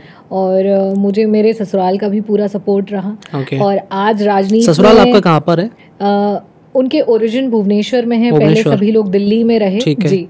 और मेरे father in law he is also cosmetic surgeon and dermatologist, and वो कटक से उन्होंने अपना MD किया था, and he was the first dermatologist from Orissa उस स्टेट के, and he is a very renowned doctor, and I am very glad. और उनका भी पूरा सपोर्ट रहता है। मेरी मदर इन लॉ जिस समय मुझे राजनीति में आना था, 2 आई कुड से मेरे लाइफ की आयरन लेडीज हैं जो मेरे पीछे खड़ी रही, जिसकी वजह से आज मैं यहाँ पे हूँ। आप mother in law and mother? मेरी मदर और मेरी मदर इन लॉ, एक तीर से दोनों लोगों को आपने साथ लिया है। इन दोनों लोगों ने मेरे 2 हाथ बंद करके और मुझे आगे हाथ खींच करके लेकर के आए, और उन्होंने कहा कि तुम जाओगी, तुम राजनीति करोगी और तुम जीतोगी, and because of which I am here. तो मैं हर इंटरव्यूज में ये बात जरूर कहती हूँ कि ये 2 आयरन लेडीज हैं जिनकी वजह से आज मैं यहाँ हूँ। रागिनी सोनकर को मैंने जब देखा, या तो मुस्कुराते हुए देखा है, एग्रेसिव देखा है, कभी डिप्रेशन में हुई हैं, कभी कभी किसी चीज को लेकर चिंतित हुई हैं? बिल्कुल, ये तो इंसान का व्यक्तित्व है, हर कोई परेशान होता है। उस समय नॉर्मल ह्यूमन, उस समय आप किससे ज्यादा बात करना पसंद करती हैं? देखिए मैं उस समय हस्बैंड से बात कर लेती हूँ, नहीं तो अपने भाई बहनों से बात कर लेती हूँ, और जब बहुत ज़्यादा सीरियस मामला हो जाता है तो मैं अपने मम्मी पापा से बात कर लेती हूँ। तो हस्बैंड से जब बात करती हैं, कोई सीरियस मामला है या मम्मी पापा से बात करें तो सीरियस मामला है, क्या कहते हैं कि बेटा सब ठीक हो जाएगा? क्या बोलते हैं? क्या कुछ कोई एक लाइन? हमारी फैमिली का एक फंडा है, कोई भी प्रॉब्लम होता है हम उसका सोल्यूशन निकालने का प्रयास करते हैं, रेदर देन कि ठीक हो जाएगा या जो भी होगा, प्रयास करते हैं कि कहाँ पे क्या प्रॉब्लम हुई है और उसका सोल्यूशन क्या हो सकता है। जैसे कई बार मैं प्रॉब्लम्स में होता हूँ और फैमिली में बात करता हूँ, किसी से करता हूँ, तो मेरे मम्मी पापा कहते हैं गुड थिंग टेक टाइम, तो आप थोड़ा सा वेट करिए, पेशेंस रखिए। हाँ, मेरी मम्मी कहती चलो अच्छा खाना बनाते, तुम्हें कुछ बढ़िया खिलाते हैं। क्या पसंद है आपको खाने में? मुझे मेरी मदर के हाथ का बनाया हो सब कुछ पसंद है। She is a very fantastic cook, और इवन अभी रिसेंटली उन्होंने अपने यूट्यूब पे एक चैनल भी स्टार्ट किया था, बबीता किचन करके। आपकी मम्मा ने? जी। और मतलब उस पर बहुत सारे रेसिपीज भी उन्होंने डाली हैं, बहुत सारे अच्छे व्यूज भी गए। क्या बात है, तो मैंने उनको कहा कि आप और वीडियोज डालिए, एंड डेफिनेटली आप भी इनवाइटेड है, कभी आप घर आइए। My mother is fantastic. बिल्कुल बिल्कुल, मैं तो बहुत बड़ा फूडी हूँ, मुझे बहुत हर चीज़ खाना पसंद है। जैसे अभी बहन जी मायावती जी हैं, ठीक है, बड़ी नेता हैं, दलितों की नेता हैं, आप भी वहाँ दलितों को रिप्रेजेंट कर रही हैं सदन में, SC ST और कई कास्ट को, और PDA को ही आप वहाँ पे आवाज़ उठाती हैं, नॉट ओनली एक कोई ऐसी कास्ट। तो बहन जी मायावती जी को कैसी नेता मानती हैं, कैसे देखती हैं? क्योंकि उन्होंने काफ़ी लड़ाई लड़ी है दलितों के लिए। उनके बारे में सुना है, बट उनका रेन मैंने टू बी ऑनेस्ट देखा नहीं है। हाँ, मैं उनके बारे में सुनती हूँ। मैं बहुत छोटी रही उस समय, जिस समय समाजवादी पार्टी राष्ट्रीय अध्यक्ष जी CM बने, तब मैं मेडिकल कॉलेज में थी, उस समय 2nd ईयर में थी। तो उससे पहले तो मैं और भी छोटी थी, आई वॉज इन स्कूल। तो मैंने बहुत ज़्यादा, हाँ, I have heard about her। लेकिन आज के वर्तमान में अगर कोई दलित का नेता है तो वो राष्ट्रीय अध्यक्ष अखिलेश यादव जी हैं, बिकॉज उन्हीं की आवाज़ आप कहीं पे भी सुने, चाहे किसी मीडिया में सुने, चाहे वो आप मंचों से सुने, चाहे आप सोशल मीडिया के माध्यम से सुने, उन्हीं की आवाज़ है जो दलितों के लिए, पिछड़ों के लिए, महिलाओं के लिए, और तो किसी की आवाज़ आपको सुनाई ही नहीं देती। देखिए अभी तो हम चलिए मान लेते हैं ये चीज़ें तो अब दिखने लगी हैं लोगों को, लेकिन इससे पहले अब पहले क्या था उसके बारे में मैं इस समय तो कमेंट नहीं कर सकती, जो चीज़ मैंने देखी नहीं। जी, तो आप इसको, लेकिन मायावती जी जो हैं दलितों के लिए, जैसे आप कह रहे हैं कि आपको नहीं पता है, नहीं, मैंने ये नहीं कहा कि मुझे नहीं पता है। मैंने आप कह रहे हैं मैंने ज्यादा जानकारी कम सुना है, मैंने तारीफें लेकिन भी सुना है, लेकिन यही तो सुनी है। लेकिन आप आज, जब मैं राजनीति में हूँ, जब मैं एक्टिव पॉलिटिक्स में हूँ, तो मैंने उनका कोई भी वर्क नहीं देखा, तो मैं उसके बारे में अभी राइट नाउ नहीं बोल सकती। ठीक है, माननीय काशीराम जी के बारे में पढ़ा है आपने? जी, मैंने पढ़ा। तो उनको कैसे लेते हैं, क्योंकि उन्हीं की तो विरासत को संभाला है मायावती जी ने? देखिए, हम अपलिफ्टमेंट में बिलीव करते हैं और किस तरीके से अपलिफ्टमेंट हो उसके बारे में सोचते हैं, कैसे संविधान जो है, क्योंकि बाबा साहेब भीमराव अम्बेडकर जी को हम भगवान मानते हैं और उनका बनाया हुआ जो ग्रंथ है उसी के बदौलत आज मैं उस कुर्सी पे बैठ पाई हूँ। अगर शायद आरक्षण नहीं होता तो चाहे वो मैं रहूँ या कोई भी दलित पूरे देश का, वो कभी भी राजनीति में नहीं पहुंच पाता, कहीं भी नहीं पहुंच पाता। तो मुझे वही लगता है, और उन्हीं के अनुयायी जो हैं वो मान्यवर कांशीराम जी रहे, उन्होंने उनकी लड़ाई को लड़ा है। तो हम सब जो है उसी हिसाब से सोचते हैं कि किस तरीके से आगे आने वाले समय में जो दलित है वो आगे बढ़ सके, अपने अधिकारों को पा सके। ठीक है, आपका फेवरेट पॉलिटिशियन कौन है? देखिए, मैं राजनीति में अपने लीडर और राष्ट्रीय अध्यक्ष जी की वजह से आई, बिकॉज मुझे उनसे बहुत इंस्पिरेशंस मिलती हैं। ओके। तो मैं तो उन्हें ही बोलूँगी कि he is my favourite. Akhilesh ji से कभी ऐसा हुआ है कि 10-15 मिनट 1 घंटे टाइम स्पेंड किया हो, साथ में बातचीत हो रही हो और आप उनसे कुछ सीख रही हो, तो वो कब ऐसा हुआ है और क्या बातचीत हुई है? जिस समय सदन में राष्ट्रीय अध्यक्ष जी रहे तो उस समय तो हम लोगों को डेफिनेटली उनका आशीर्वाद मिलता था। ठीक है, जी, वो तो एक सबके सामने मिला, कभी आवाज पे, कहीं पे इंडिविजुअली मुलाकात हुई है, भाभी से, भैया से, दोनों लोगों से हुई है और काफ़ी सारी बातें भी हुई हैं और हमेशा गाइड करते रहते हैं कि किस तरीके से हम युवा पीढ़ी के बच्चों को आगे राजनीति में अपने आप को आगे किस तरीके से चलना चाहिए। ओके। कोई ऐसी लाइन, कोई ऐसी स्टोरी, इंसिडेंट जो जब आप उनके साथ रही हो तो आपको लगा हो कि ये आदत मुझे कैप्चर करनी है, ये आदत मुझे लेनी है? डिम्पल भाभी से देखिए, अगर मैं भैया की बात करूं तो उनके साथ एक चीज़ है कि वो जो बोलते हैं और अगर उन्होंने अपनी ज़बान दे दी, किसी को प्रॉमिस कर दिया, तो वो डेफिनेटली उसको पूरा करते हैं। okay. और ये बहुत बड़ा टास्क है, trust me, being a politician now I can understand कि ये कितना बड़ा टास्क है कि अगर आपने कमिट कर दिया तो उस कमिटमेंट को पूरा करना। तो अगर मेरे को अपॉर्चुनिटी मिली कभी उनसे कोई एक बेस्ट क्वालिटी, तो मुझे लगता है ये मुझे उनकी सबसे फैसिनेटिंग और बेस्ट क्वालिटी और सबसे डिफिकल्ट चीज़ लगती है जो मैं जो है उसको फॉलो कर पाऊँ। और अगर आपने भाभी का नाम लिया तो भाभी से जब मैं फर्स्ट टाइम मिली थी तो मुझे ऐसा लगा कि शायद मैं उनसे पहले भी मिल चुकी हूँ। She has been so humble, so nice. और मैंने कभी एक्सपेक्ट नहीं किया था, तब मैं राजनीति में थी भी नहीं, कि कोई नेता इतना हम्बल, डाउन टू अर्थ हो सकता है। और बहुत अच्छे से उन्होंने मुझसे बात की। She spoke about my family और कौन है घर में, कैसा है, आपने कहाँ से पढ़ाई की। मुझे इतनी देर तक फील ही नहीं हुआ कि वो मतलब इतनी बड़ी लीडर और सारी चीज़ें।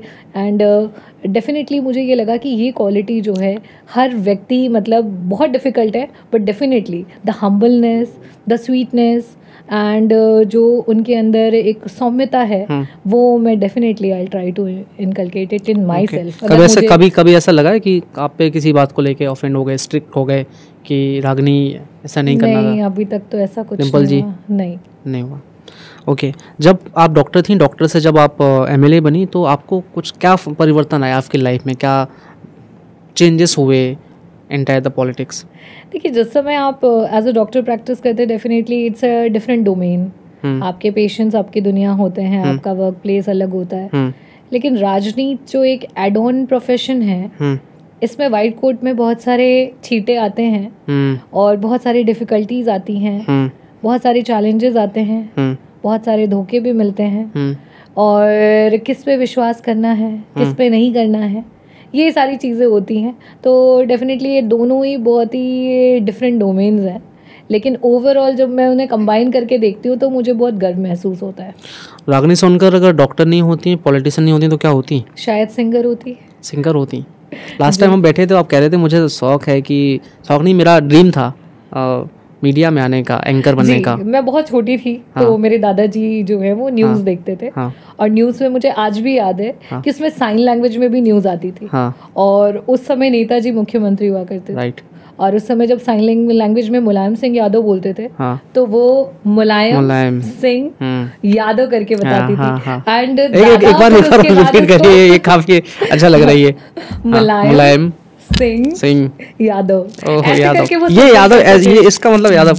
देखिए जो यादव कम्युनिटी है उनका जो उस Warrior समय type, बोला जाता warrior। था, नहीं हाँ। जो दुग्ध व्यापार, ओह। जो दूध का व्यापार, ओके, तो इसको क्या कहा क्या जाता है जी। ठीक ठीक तो ठीक। ये संबल से वो जो है तो वो ओह। साइन लैंग्वेज होती थी बहुत बढ़िया। जिसको, and that was very cute. मेरे ग्रैंडफादर उसको मतलब वो करके बताते थे और वो बहुत प्राउड फील करते थे उस समय जब वो बात करते थे। सो वो छोटी छोटी मेमोरीज मेरे साथ है। तो तब मैं कहती थी मैं भी ऐसे, जैसे वो टीवी में न्यूज पढ़ रही है, हाँ, हाँ। मैं भी ऐसे टीवी में आऊंगी, मैं उन्हें कहती थी। तब मुझे Okay, पता भी नहीं पता था नहीं कि था। टीवी में आते कैसे हैं। बट बिल्कुल आपने कहा सिंगर, तो सिंगर क्यों कहा? गाना नहीं, when I was in school so I was a good singer. मैंने इंटर स्कूल Oh। कॉम्पिटिशंस जीते हैं। अच्छा। और ऑल्दो मैंने कभी क्लासिकल म्यूजिक नहीं अरे लिया, वाह, इतनी प्यारी चीज लेकिन छुपी बैठी हुई अच्छा है। लगता था हाँ। गाना गाना। हाँ। और अभी भी कभी कभी फ्री टाइम में और फैमिली ओकेजन्स में, हमारी फैमिली में हम थोड़ा हमिंग कर लेते हैं सभी फैमिली मेंबर्स मिल ठीक करके। है। हाँ, प्लीज हमारे कुछ ऑडियंस को एक आध कोई फेवरेट आपका जो आप मैंने तो विधानसभा में सबके सामने, गाया है? पूरे प्रदेश और देश के सामने गाया है। अरे हमारे लोगों को एक बार कि सुना जब दीजिए। मेरा पहला भाषण हुआ था जी। जिसमें हमने महिलाओं के एम्पावरमेंट की बात की थी और कहा था उठो द्रौपदी शस्त्र उठा लो, अब गोविंद ना आएंगे, छोड़ो मेहंदी प्लीज खड़क इसको संभालो, थोड़ा सा सुर अब में गोविंद ना दीजिए। आएंगे। तो उस समय मैंने कहा था कि जब महिलाएं आगे बढ़ती हैं तो हाँ। बहुत सारे लोग बहुत तरीके की बातें करते हैं, और महिला को जब भी वो आगे बढ़ती है तो उसकी काबिलियत को ना देखते हुए वो कैसे आगे बढ़ी, कहीं ना कुछ लांछन लगाते हैं। हाँ। तो उसके लिए मैंने कहा ये था बड़ा दुर्भाग्य है कि हमारे समाज का। तब मैंने यही कहा था, कुछ तो लोग कहेंगे, लोगों का काम है कहना, पर अब हमको चुप नहीं रहना। So that was the thing जिसको बहुत प्रेज मिला था। पूरा कर दिया ना, लाइन कंप्लीट कर दिया ना इसका। अब इससे ज्यादा मेरे को नहीं आता। नहीं सर, कुछ तो लोग कहेंगे, लोगों का काम है कहना, हमको आगे है बढ़ना से कुछ काइंड ऑफ। तो कह दिया तो। हाँ सही बात है। छोड़ो कल की बातें, कल की बात पुरानी। राइट। आप अपने जो इलेक्शन के दौरान आपके साथ खड़े रहते हैं, आपकी फैमिली, आपके आई थिंक जो जनता है जिन्होंने आपको जिता के यहाँ पे भेजा है वो भी आपकी फैमिली ही होगी। सो क्या कहना चाहेंगे उनके लिए कुछ? धन्यवाद कहना चाहूँगी, और यही कहना चाहूँगी कि हमेशा मेरे साथ ऐसे ही मजबूती से खड़े रहिए, अपना आशीर्वाद मुझ पे ऐसे ही बनाए रखिए। आप सबसे ज़्यादा किससे डरती हैं? मम्मी से, पापा से, भाई से, या पति भाई से? तो मेरा छोटा है। या पति से? ऑनेस्टली बोलूँ तो डर तो किसी से नहीं है, बट हाँ रिस्पेक्टफुली तो डेफिनेटली। बचपन में तो डर होता है, उससे रिस्पेक्ट तो उस समय आता नहीं था। मम्मी से सबसे ज्यादा ऑब्वियसली बचपन में। पिटाई खाई है? पर मम्मी के बाद फिर सुपर पापा। बहुत पिटी हूँ मैं। किस बात को लेके आपकी पिटाई हो जाती थी? बहुत शैतान और जिद्दी बच्ची थी, तो इसलिए पिटाई तो हो ही जाती थी। एक कोई इंसिडेंट जिसकी वजह से? सपोज कि मैं मम्मी के साथ मार्केट में गई तो मुझे कोई डॉल पसंद आ गई, already I am having multiple dolls घर पे हैं, पर मुझे वही चाहिए, और वो चाहिए तो उसको मांगने का तरीका भी मेरा अलग होता था। मैंने वो डॉल दिखाई और मैं वही जाके बैठ जाती थी और हिलती ही नहीं थी वहां से। वो बेचारी लाख कोशिश करती थी कि मेरा हाथ पकड़ के मुझे घर लेके जाए, पर मैं जाने को तैयार नहीं होती थी। तो वहां पे कई बार ऐसा होता था, घर आने के बाद मेरी पिटाई हो जाती थी। मैं अपनी मम्मी से किसी और चीज़ पे पिटता, लड़के थोड़ा किसी और चीज़ें पिटते हैं। मैं इसलिए पिटता था कि मेरी मम्मी मेरे लिए चाय कम देती थी। ओके। तो मुझे कभी चाय की आदत नहीं रही। नहीं, मुझे थी छोटे में। ठीक है, तो चाय नहीं दी तो लोग पीते थे, मुझे देती नहीं थी। क्योंकि नहीं देनी है, बच्चे हैं, इन बच्चों के लिए हेल्थ के लिए ठीक नहीं है। लेकिन बाकी लोगों को देखते थे ये क्यों पी रहे हैं सब लोग चाय, मुझे भी चाहिए, तो मेरी पिटाई हो जाती थी। खैर आगे बढ़ते हैं। आपकी फेवरेट मूवी कोई जो बताना चाहें अभी तक? Favourite movie life of Pi. Life of Pi. उसमें एक बोट पे एक ये बॉलीवुड है, हॉलीवुड? ये आपका इरफान खान जो आज नहीं रहे, उनकी मूवी है, यू मस्ट वॉच। बहुत चैलेंजिंग मूवी थी वो। उसमें एक बोट पे एक तरफ शेर है और एक तरफ इंसान है, एक ही बोट पे, और यस आई वॉच्ड या उसकी कहानी। Oh my God, right. अभी जब स्टोरी मुझे बताई तब मुझे समझ में आया। वो समंदर में जाता है और वो एक नाव होती है। राइट। सीरियसली बहुत इंस्पिरेशनल भी है वो मूवी है। और कहीं ना कहीं मुझे लगता है लाइफ भी ऐसी होती है कि हम इधर उधर कहीं भी देखें कोई ना कोई जानवर या कोई ना कोई शेर है जिससे हमें लड़ना ही है। किसी भी प्रकार से हो सकता है। कि इमेजिनरी विजन की हम बात करें, कि इमेजिनरी सोच की बात करें। राइट। फेवरेट सॉन्ग जो गाया वही था? उसी को मान लीजिए। वैसे तो मैं जो गा लूँ मेरा फेवरेट कुछ टाइम के लिए हो ही जाता है। हाँ, ऐसा बहुत सारे लोगों के साथ होता है कि एक गाना बार बार वो सुनते हैं, 10 दिन सुनेंगे, 10 दिन के बाद वो हट जाएगा, फिर नया गाना आएगा, है ना। तो मेरी वाइफ ऐसा मुझे कहती हैं कि तुम्हारा, मैंने कहा मेरा फेवरेट सॉन्ग है। बोले कितने दिन के लिए? 10 दिन के लिए। जी। चलिए, एक और सवाल आपके साथ है, फिर कुछ रैपिड फायर्स अगेन हम लोग स्टार्ट करेंगे। एक आप जो मीडिया चैनल्स हैं, ठीक है, आज के समय के, और जब आप यहाँ पे आई तो आपने कहा कि कुछ चीज़ें ऐसी हो गई हैं मीडिया में जो नहीं होनी चाहिए, और वो शायद मीडिया चैनल्स, प्रेस अपनी जिम्मेदारी जो है भूलते चले जा रहे हैं। तो क्या कहना चाहेंगे? मीडिया चैनल्स एक बहुत ही मजबूत स्तंभ है डेमोक्रेटिक जो अपना कंट्री है उसका।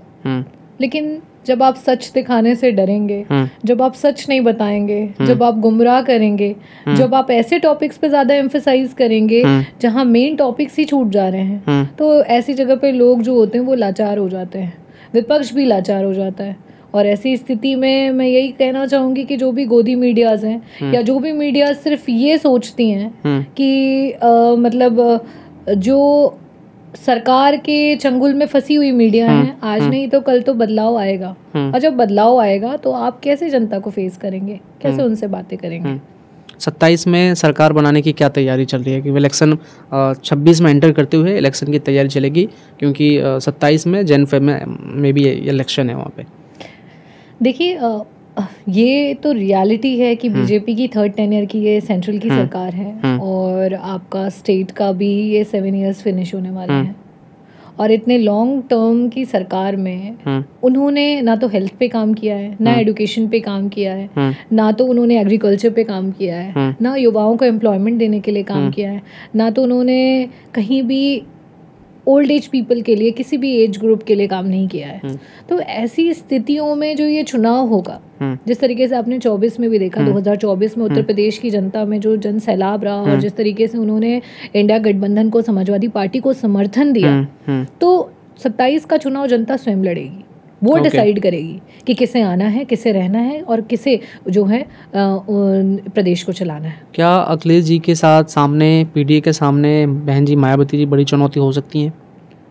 देखिए, अभी तक तो 3 वर्ष हो गए 2022 को, अभी तक तो वो कहीं दिखी ही नहीं, तो चुनौती की तो कोई बात ही नहीं है। क्या बहन जी मायावती जी, आज दलितों की आवाज़ अगर कोई उठा रहा है, तो मुझे लगता है कि आदरणीय अखिलेश जी के अलावा कोई नेता कहीं नहीं दिख रहा है। तो क्या आज उनके दुख सुख में अगर कोई पहुंच रहा है तो समाजवादियों के अलावा कोई नहीं पहुंच रहा है। तो ऐसी स्थिति में चैलेंज की बात ही कहाँ आ रही है? जैसे कि अखिलेश जी कहते हैं कि मायावती जी यानी कि बीएसपी और बीजेपी की बी टीम बन गई है उत्तर प्रदेश में। तो ये बी टीम कब तक काम करेगी? बी टीम बन करके तो खत्म हो गई। और साथ ही साथ कब तक करेगी, कब तक बरगला सकती है जनता को? नहीं तो जितना बीटीएम 24 के रिजल्ट्स देख लीजिए, 24 के रिजल्ट्स अपने आप आपको बताएंगे। 24 के रिजल्ट्स जो हैं, और शायद उससे और भी बेहतर होते हैं। 24 के रिजल्ट के लिए योगी जी और केशव प्रसाद मौर्य जी, मोदी जी, अमित शाह जी, सबके बयान है कि विपक्ष ने एक मनगढ़ंत कहानी बनाई, लोगों के अंदर गलतफहमियां फैलाई कि हम संविधान को खत्म कर देंगे। जो संविधान में मानता ही नहीं है वो तो इस तरीके की बातें करेगा ही। कौन नहीं उन्होंने मानता? वो बीजेपी भाजपा की जो सरकार है, वो संविधान को मानती ही नहीं, तो इस तरीके की बातें उन्होंने कहा तो है कि संविधान को कोई खतरा नहीं है, मैं संविधान को खतरा नहीं पहुंचाऊंगा। को कोई खतरा नहीं होता। तो आज आए दिन जिस तरीके की चीजें हो रही हैं, आरक्षण नहीं फॉलो किया जा रहा है, आज नौकरियां नहीं है, आज हर चीज जो है वो आपका प्राइवेटाइजेशन होता चला जा रहा है, हर चीज को बेचा चला जा रहा है। क्यों बेच रहे हैं? क्योंकि जब गवर्नमेंट की नौकरियां नहीं रहेंगी, उसमें आरक्षण नहीं रहेगा, आरक्षण नहीं रहेगा तो हमारे लोगों को नौकरियां नहीं मिलेंगी। तो जो भी चीजें हो रही हैं, कहीं ना कहीं वो बहुत सोची समझी आरक्षण को खत्म करने की साजिश के तहत ही हो रही है। उनका ये कहना है चीज़ों बेचने के पीछे कि इससे जो सरकार काम अन्य तरीकों में कर पाएगी, एक चीज़ में फोकस ना करके जो अन्य काम जो जिन पे फोकस नहीं हो रहा है उन पे कर पाएगी, और प्राइवेटीकरण होगा तो वो लोग उस पे फोकस करके काम करेंगे, तो जीडीपी ग्रोथ होगी, बिजनेस बढ़ेगा, व्यापार होगा, इकोनॉमी को डेवलपमेंट होगा। इन्फ्लेशन को देखिए, गरीब की थाली को जाकर के देखिए। एक गरीब की बेटी की शादी करने के लिए और अगर कोई बीमार पड़ जाए तो तब देखिए कि उस परिवार की क्या स्थिति हो रही है, क्या ऐसा प्रदेश हमने सोचा था? क्या उन लोगों ने ये सोच करके वोट किया था? तो गलती एक बार होती है, जनता उसको बार बार नहीं दोहराती। जनता बहुत समझदार है, वो अपना निर्णय 27 में लेगी। ओके, आपका जो क्षेत्र है उस पे, और फिर इसके बाद रैपिड फायर मछली शहर के लिए, जब आप अभी तो एमएलए हैं, सपोज 27 में सरकार बन जाती है और आपको कोई बड़ी मिनिस्ट्री मिल जाती है, तो कौन सी मिनिस्ट्री आप चाहेंगी जो आपको लगता है कि ये मेरे लिए बेस्ट है और मैं इसमें अच्छे से काम कर पाऊंगी जनता के लिए? या इसकी होप है या एक्सपेक्टेशन है या नहीं है? वो तो राष्ट्रीय नेतृत्व जो भी चाहेंगे और जहाँ पे भी बोलेंगे, डेफिनेटली उसमें अपना 100% लेके हम कार्य करना चाहेंगे। But obviously I have more knowledge about health and health department, तो अगर अवसर मिलता है, मौका मिलता है, तो जरूर प्रयास करेंगे काम करने का। क्या काम करेंगे मछली शहर में? क्या मछली शहर में देखिए, एज ए हेल्थ मिनिस्टर क्या काम करेंगे? एज ए हेल्थ मिनिस्टर जिस समय बनेंगे उस समय उसका पूरा चार्ट डाउन करेंगे और उस पे वर्क करेंगे। अभी कुछ तो प्लान किए होंगे of health rather than quantity of health से और ज्यादा हॉस्पिटल्स खोलेंगे, नए इंफ्रास्ट्रक्चर डेवलप करेंगे। आज हमारे पास जिले स्तर पे स्पेशलाइज्ड डॉक्टर्स नहीं है। अगर मैं अपने जिले की बात करूं, एक छोटी सी टॉन्सिल तो मेडिकल कॉलेज खोलेंगे नया एक और। ईएनटी की जैसी सर्जरी तक नहीं हो पा रही है, ईएनटी की सर्जरी नहीं हो पा रही है। We are not having OTs running functional in our place and this is very unfortunate। तो मुझे लगता है कि कई बार ऐसा होता है कि आपने इंफ्रास्ट्रक्चर दे दिया, चीज़ों को बना दिया और उसके बाद उसको आप चलाने में सक्षम नहीं है। तो बहुत सारी चीज़ें हैं जो क्वालिटी पे डिपेंड करती हैं। आज छोटे छोटे केसेस के लिए आपके पेशेंट्स को रेफ़र कर दिया जाता है और रेफरल आपके पास इंफॉर्मेशन भी नहीं है कि वो रेफ़र कहाँ हुए, वो पेशेंट बचे या पेशेंट जो हैं हमारे बीच से चले गए। तो ये बहुत बड़े फ्लॉज हैं और मुझे लगता है कि इस पे जब टेक्निकली आप वर्क करेंगे तब जा करके उसको आप बेटर कर सकते हैं। ठीक है। चाचा जी सिपाल जी के साथ आप एक दो बड़े सीनियर नेता हैं सदन में जो आपके साथ काम कर रहे हैं, और सब चाचा सिपाल जी से आप क्या सीखती हैं, माता प्रसाद पांडे जी से क्या सीखती हैं, और दोनों में क्या डिफरेंट है, क्योंकि दोनों वहाँ पे अगुवाई कर रहे हैं? देखिए, दोनों बहुत सीनियर लीडर्स हैं, दोनों की अपनी जो है विशेषताएं हैं और डेफिनेटली दोनों लोगों से बहुत कुछ सीखने को हमें मिलता रहता है। कुछ तो एक लाइन, बहुत कुछ में तो बहुत सब आ जाता है, कुछ पर्टिकुलरली चाचा सिपाल जी से क्या सीखते हैं? सीखना, उसमें कोई वर्ड तो हम नहीं बता सकते। हाँ, उनके एक्सपीरियंसेस से सीखते हैं, वो जो बोलते हैं उसको सुनते हैं, उससे सीखते हैं, जिस तरीके से वो कार्य करते हैं उससे सीखते हैं हम। ठीक है। सबसे फेवरेट स्पोर्ट कौन सा है आपका? फेवरेट स्पोर्ट बहुत ज़्यादा तो स्पोर्ट्स में रुचि नहीं रही, बट हाँ क्रिकेट जो है वो कभी कदार, क्योंकि मेरे भाई को बहुत इंटरेस्ट है और आईपीएल में अभी वो बहुत बिजी रहा और all time he was on TV, तो उसी की वजह से मैंने भी थोड़ा थोड़ा आईपीएल देख लिया, तो इट्स क्रिकेट। तो कौन सा प्लेयर फेवरेट है, कौन सी टीम को सपोर्ट कर रही थी आईपीएल में? राइट नाउ तो मेरे को बहुत ज़्यादा आइडिया नहीं है व्हाट प्लेयर्स आर, बट हाँ पहले मुझे धोनी थाला फॉर रीजन। या ठीक। एंड सबसे पसंदीदा क्रिकेटर आपने बता दिया है, पसंदीदा हीरो कौन है आपका, बॉलीवुड एक्टर? मैंने आपको मूवी बताई लाइफ ऑफ पाई, तो इरफान। ओके, इरफान खान। पसंदीदा खाना आपने क्लियर नहीं किया था, माँ के बनाया हुआ हाथ का कुछ भी खा लेते हैं, बट क्लियर नहीं किया था कि क्या स्पेसिफिक फूड आपको पसंद है? क्लियर, पनीर की सब्जी बहुत पसंद है। पनीर मतलब व्हाट? मटर पनीर, कढ़ाई पनीर, कोई भी पनीर, व्हाटएवर शी कुक्स, या पनीर इज गुड। ठीक है। बेस्ट सीएम ऑफ यूपी अभी तक? आदरणीय अखिलेश जी। बेस्ट पीएम अभी तक? Best PM Indira Gandhi ji. इंदिरा गांधी जी क्यों पसंद है आपको? इंदिरा गांधी जी का तो मैं तो उस टेन्योर में थी नहीं, बट जितना कुछ मैं उनके बारे में जानती हूँ, being she was an iron lady उनको बोला जाता है, और मुझे लगता है कि उस समय देश का विभाजन हो रहा था, कई पार्टों में, खंडों में जो है वो बट रहा था। उस समय कई सारी जगहों से लड़ाइयाँ हो रही थी, तो बंगाल में जो मतलब लड़ाई हुई, बांग्लादेश को अलग बना दिया, बांग्लादेश को, बिल्कुल। तो मुझे लगता है कि उस समय जिस तरीके से ड्रास्टिकली चेंज हो रहे थे और उन्होंने उस पर स्टैंड लिया, तो उसके लिए डेफिनेटली। यूएस भी जाती हैं, वहाँ के प्राइम मिनिस्टर भी उनका सपोर्ट नहीं करते हैं, अगेंस्ट होते हैं कि वॉर रोक दीजिए, बट वो अपने फैसले पे अड़े रहते हैं। आजकल मुझे लगता है रिसेंट उसके बाद से काफ़ी ज़्यादा लोग उसको छोटे छोटे रील्स बना करके चलाने भी लगे हैं कि what she did and what present PM is doing. या राइट। 5 ऐसी आदतें बताइए जो आप अपने क्षेत्र में और जनता के बीच में बोलना चाहती हो, जो अपने अंदर वो डालें जिससे उनके अंदर डेवलपमेंट हो सके। पहला तो मैंने डिसिप्लिन ही बोला। डिसिप्लिन? और डिसिप्लिन के अलावा परसिवरेंस हो गया। थोड़ा हिंदी में बताइए, क्योंकि डिसिप्लिन ऐसा वर्ड है ना, वो समझ जाएंगे, लेकिन बाकी वर्ड्स। देखिए, डिसिप्लिन का मतलब होता है कि अनुशासन। आप अनुशासन में रहें, और हर प्रकार का अनुशासन है वो अपने लाइफ में, ठीक है। बहुत सारे ऐसे इस तरीके की चीज़ें, जैसे धूम्रपान को ही ले लें, एक बहुत छोटी सी चीज़ है, लेकिन उसे वो नहीं रोक पाते, अपने आप को डिसिप्लिन नहीं हो पाते, और उसको लगातार कंज्यूम करते रहते हैं, और उसकी वजह से कहीं ना कहीं कैंसर जैसी बीमारियां जो हैं। डिसिप्लिन हो गया, आपकी ड्यूटी जो है, डेडिकेशन कि आप अपने कर्म को निष्ठा से करें, ठीक। और उसके अलावा मुझे लगता है कि हार्ड वर्क तो चलिए, मेहनती तो है ही हमारे क्षेत्र के लोग, और मुझे लगता है मुझसे भी ज्यादा मेहनती है बेचारे, वो किसान हैं और कड़ी धूप में काम करते हैं, बरसात में काम करते हैं, तो उन्हें मुझे ये कहने की आवश्यकता नहीं है कि आप जो है कड़ी मेहनत करिए, वो डेफिनेटली उसको करते हैं। लेकिन आत्मविश्वास जो है वो बहुत बड़ी ताकत है। आत्मविश्वास हैबिट नहीं है। अच्छा, आप हैबिट की बात कर रहे हैं। हैबिट में तो इंसान के बहुत सारी हैबिट्स होती हैं। अब हैबिट्स में मैं बुक्स पढ़ना कर सकती हूँ। हाँ, डेफिनेटली बुक्स पढ़ सकते हैं। मुझे लगता है कि गाने भी सुन सकते हैं, वो भी आपको सूट करता है जी। ओके, ठीक है। आपकी फेवरेट कोई किताब जो आप पढ़ रही हैं, जो आपको बहुत पसंद हो? अभी तक तो बहुत सारी मेडिकल बुक्स हैं जो मैंने पढ़ी है, और अभी राइट नाउ क्योंकि डिफरेंट केसेस आते हैं और सर्जरीज में जाते हैं, तो मेडिकल बुक्स मोर। आप कविताएं बहुत बोलती हैं सदन में, फेवरेट कवि कौन है आपके?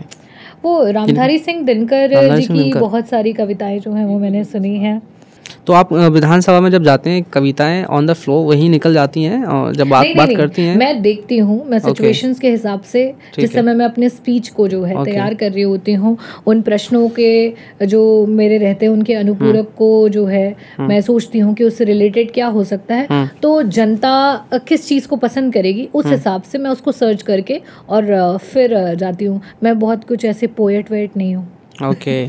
5 काम, एक इनोसेंट एंड एक मुझे लगता है कि सच्चा का मतलब वो है आपके सामने। 5 काम जो इस समय जो तत्कालीन मुख्यमंत्री हैं उनको तत्काल प्रभाव से कर देना चाहिए जनता के लिए, प्रदेश के लिए। 5 काम। किसानों की बिजली माफ कर देनी चाहिए, किसानों को पानी मुहैया कराना चाहिए, गरीबों को पानी मुहैया कराना चाहिए। जो ये पानी का दो एक ही चीज में हो गया, किसान और गरीब एक ही कैटेगरी में आ गए। देखिए, 2 हो गए। सारे गरीब किसान नहीं होते हैं, और गरीब और भी बहुत सारे काम करते हैं। कोई ऑटो चलाता है, कोई रिक्शा चलाता है। पानी को हम 1-2 में ले लेते हैं कि जितने भी लोगों को आवश्यकता है उनको 5 बताने हैं, 2 बताएं आप। पानी आप दे दीजिए। 2 हुए। आप हमारे जो बच्चे हैं जो आज लाचार घूम रहे हैं, उनको नौकरियां दे दीजिए। नौकरियों के लिए 69,000 का जो आपने इतना बड़ा घोटाला, इतना बड़ा स्कैम हुआ है, उसको ध्यान दे करके हमारे लोगों के साथ इंसाफ कर दीजिए। उसके साथ हमारी महिलाओं को सेफ्टी दे दीजिए। हमारी महिलाओं के साथ आए दिन कोई ना कोई अत्याचार हो रहा है, कुछ ना कुछ गलत सेफ्टी के लिए क्या कराएंगे? सेफ्टी के लिए इनका है तो 10-90 है, और महिलाओं के लिए तो थाने पे जिस तरीके से अभद्रताएं हो रही हैं, obviously police department need to be worked upon, और वो उनकी जिम्मेदारी बनती है। वो कैसे सही होगा, इस पे बहुत चर्चा हो सकती है रागिनी जी। हम जब आउट ऑफ कंट्री जाते हैं, दुबई जाते हैं, सिंगापुर जाते हैं, US जाते हैं, और यूरोप कंट्रीज़ में जाते हैं, तो वहाँ हमें किसी को कुछ बोलना नहीं पड़ता। वहाँ के पुलिस वाले इतने स्ट्रिक्ट हैं, इतने फास्ट हैं, कहीं भी चले जाइए। लेकिन और कहीं किसी सड़क पे आपको, आप तो अभी US गई हुई थी, किसी सड़क पे आपको कोई वो नहीं मिलेगा, कोई सिपाही, जो ट्रैफिक पुलिस के लोग, वो नहीं मिलेंगे। गाड़ी चलाइए, कोई ट्रैफिक रूल्स ब्रेक नहीं करेगा, कुछ भी नहीं करेगा। लेकिन हमारे इंडिया में बहुत इन सब चीज़ों पे बहुत करप्शन है। ये बड़ी समस्या है इंडिया की। जिस दिन करप्शन ठीक हो जाएगा, उस दिन हमारा देश अपने आप डेवलप्ड हो जाएगा, और हम लोग क्या बोलते हैं उसको, यूरोप कंट्रीज से और बाकी कंट्रीज से भी कंपेयर कर पाएंगे। हाँ जी। और देखिए, और एक जो लड़ाई, जो बेसिक नेसेसिटी है, that is 1 state 1 education, 1 state 1 health system. Right. जब ये लागू हो जाएगा, 5 होंगी, तो हमारा जो है बहुत बड़ी चीज़ है। बिकॉज आज हम फ्रीबी पे जा रहे हैं, कि हम आपको फ्री राशन दे रहे हैं, आज हम आपको फ्री में घर दे रहे हैं, आज हम आपको फ्री में शिक्षा दे रहे हैं, फ्री में चिकित्सा दे रहे हैं। तो ये तो अगले जी ने भी दिया। दे रहे हो, घर में आधा पैसा भ्रष्टाचार में चला जा रहा है, वो बचे हुए पैसों से वो बेचारा जो है बड़ी मुश्किल से बस ईंट जोड़ करके एक कमरा बना पा रहा है। आप राशन में आधा राशन तो वहीं पे रख लिया जा रहा है, और जो राशन है कक्कड़ पत्थर के साथ वो व्यक्ति घर लेकर के आ रहा है। आप फ्री स्वास्थ्य में क्या दे रहे हो? ना तो वो हॉस्पिटल में इंफ्रास्ट्रक्चर है, ना हॉस्पिटल में मेडिसिन है, कुछ भी नहीं है, और आप हेल्थ की बात कर रहे हो। कम से कम आप क्वालिटी ऑफ हेल्थ तो बनाइए कि हमारे लोगों की अनानास की जान ना जाए। हमारे ट्रॉमा सेंटर्स को तो बेटर करिए कि हमारे लोगों का अगर कहीं पे कोई एक्सीडेंट हो जाता है तो उनको इमीडिएट वहाँ पे जो है एडवांस ट्रॉमा लाइफ सपोर्ट जो है वो उनको उपलब्ध हो सके। तो these are the basic things जो कि गवर्नमेंट को करना चाहिए। हमारे जो नौजवान हैं वो शिक्षा लेकर के अपनी डिग्रियां लेकर के हाथ में घूम रहे हैं, और आपने उनको बंधुआ मजदूर बनने पे मजबूर कर दिया है। आज जो आपके संविदा पे नौकरियां हैं, वो संविदा पे क्या नौकरियां हैं? उनकी टाइमिंग्स फिक्स नहीं है, उनकी सैलरीज फिक्स नहीं है। कोई 2000 पे काम कर रहा है, कोई 5000 पे काम कर रहा है।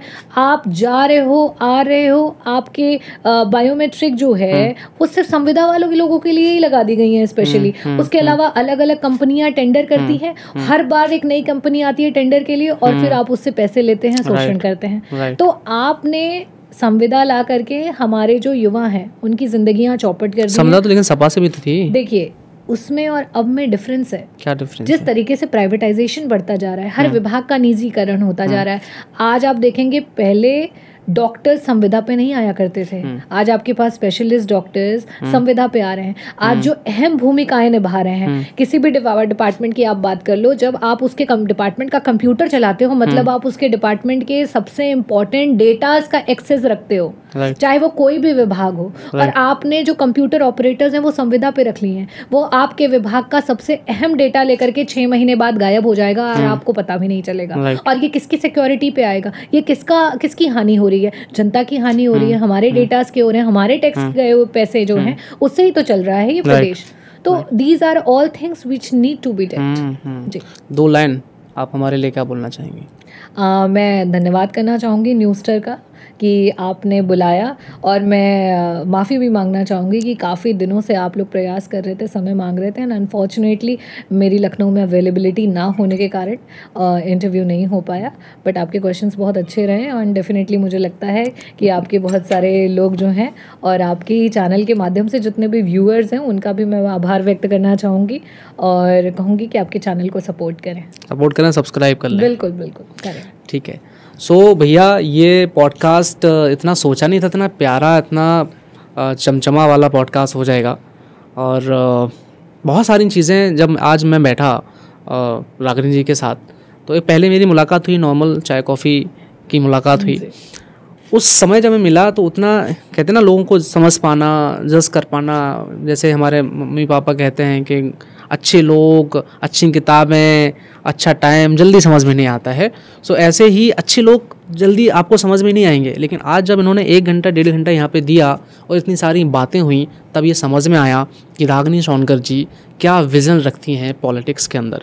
और जैसे कि हम लोग अभी बात कर रहे थे कि पढ़ाई, एजुकेशन कितनी ज़रूरी है लोगों के लिए, कि जब आप पढ़ाई लिखाई कर लेते हो, जब आप एजुकेटेड होते हो, तो आप अपने लिए लड़ सकते हो, अपने स्टैंड्स रख सकते हो, अपनी बातें रख सकते हो, और जनता के लिए, जनता के अधिकार के लिए आप लड़ सकते हो। और जब आप पॉलिटिक्स में हो तो पढ़ाई कितनी ज़रूरी है, आज रागिनी जी के साथ इस पॉडकास्ट में हमने देखा भी है, सुना भी है, सीखा भी है। आई होप जब आप ये पॉडकास्ट देख रहे होंगे तो मेरा एक ही निवेदन आपसे है कि बिल्कुल भी स्किप मत करिएगा। आप उसको जितना टाइम हो उतना देखिएगा, फिर पोस्ट करिएगा, फिर रखिएगा, फिर उसको स्टार्ट करिएगा, फिर देखिएगा, क्योंकि बहुत सारे सवालों के जवाब भी मिल जाएंगे और बहुत सारी चीज़ें आपको सीखने को मिलेंगी। क्योंकि ये केवल पॉलिटिकल पॉडकास्ट नहीं था। जब मैं यहाँ पे रागिनी जी आई तो मुझे लग रहा था कि हम पॉलिटिकल ही डिस्कशन करेंगे, बट ये पॉलिटिकल तो नहीं था। एक प्रॉपर एक ऐसा पॉडकास्ट है जहाँ पे बहुत सारे लोगों को उनके सवालों के जवाब मिल जाएंगे और कई सारे लोगों को रास्ते भी दिख जाएंगे। धन्यवाद, थैंक यू सो मच। जय हिंद, वंदे मातरम। Thank you.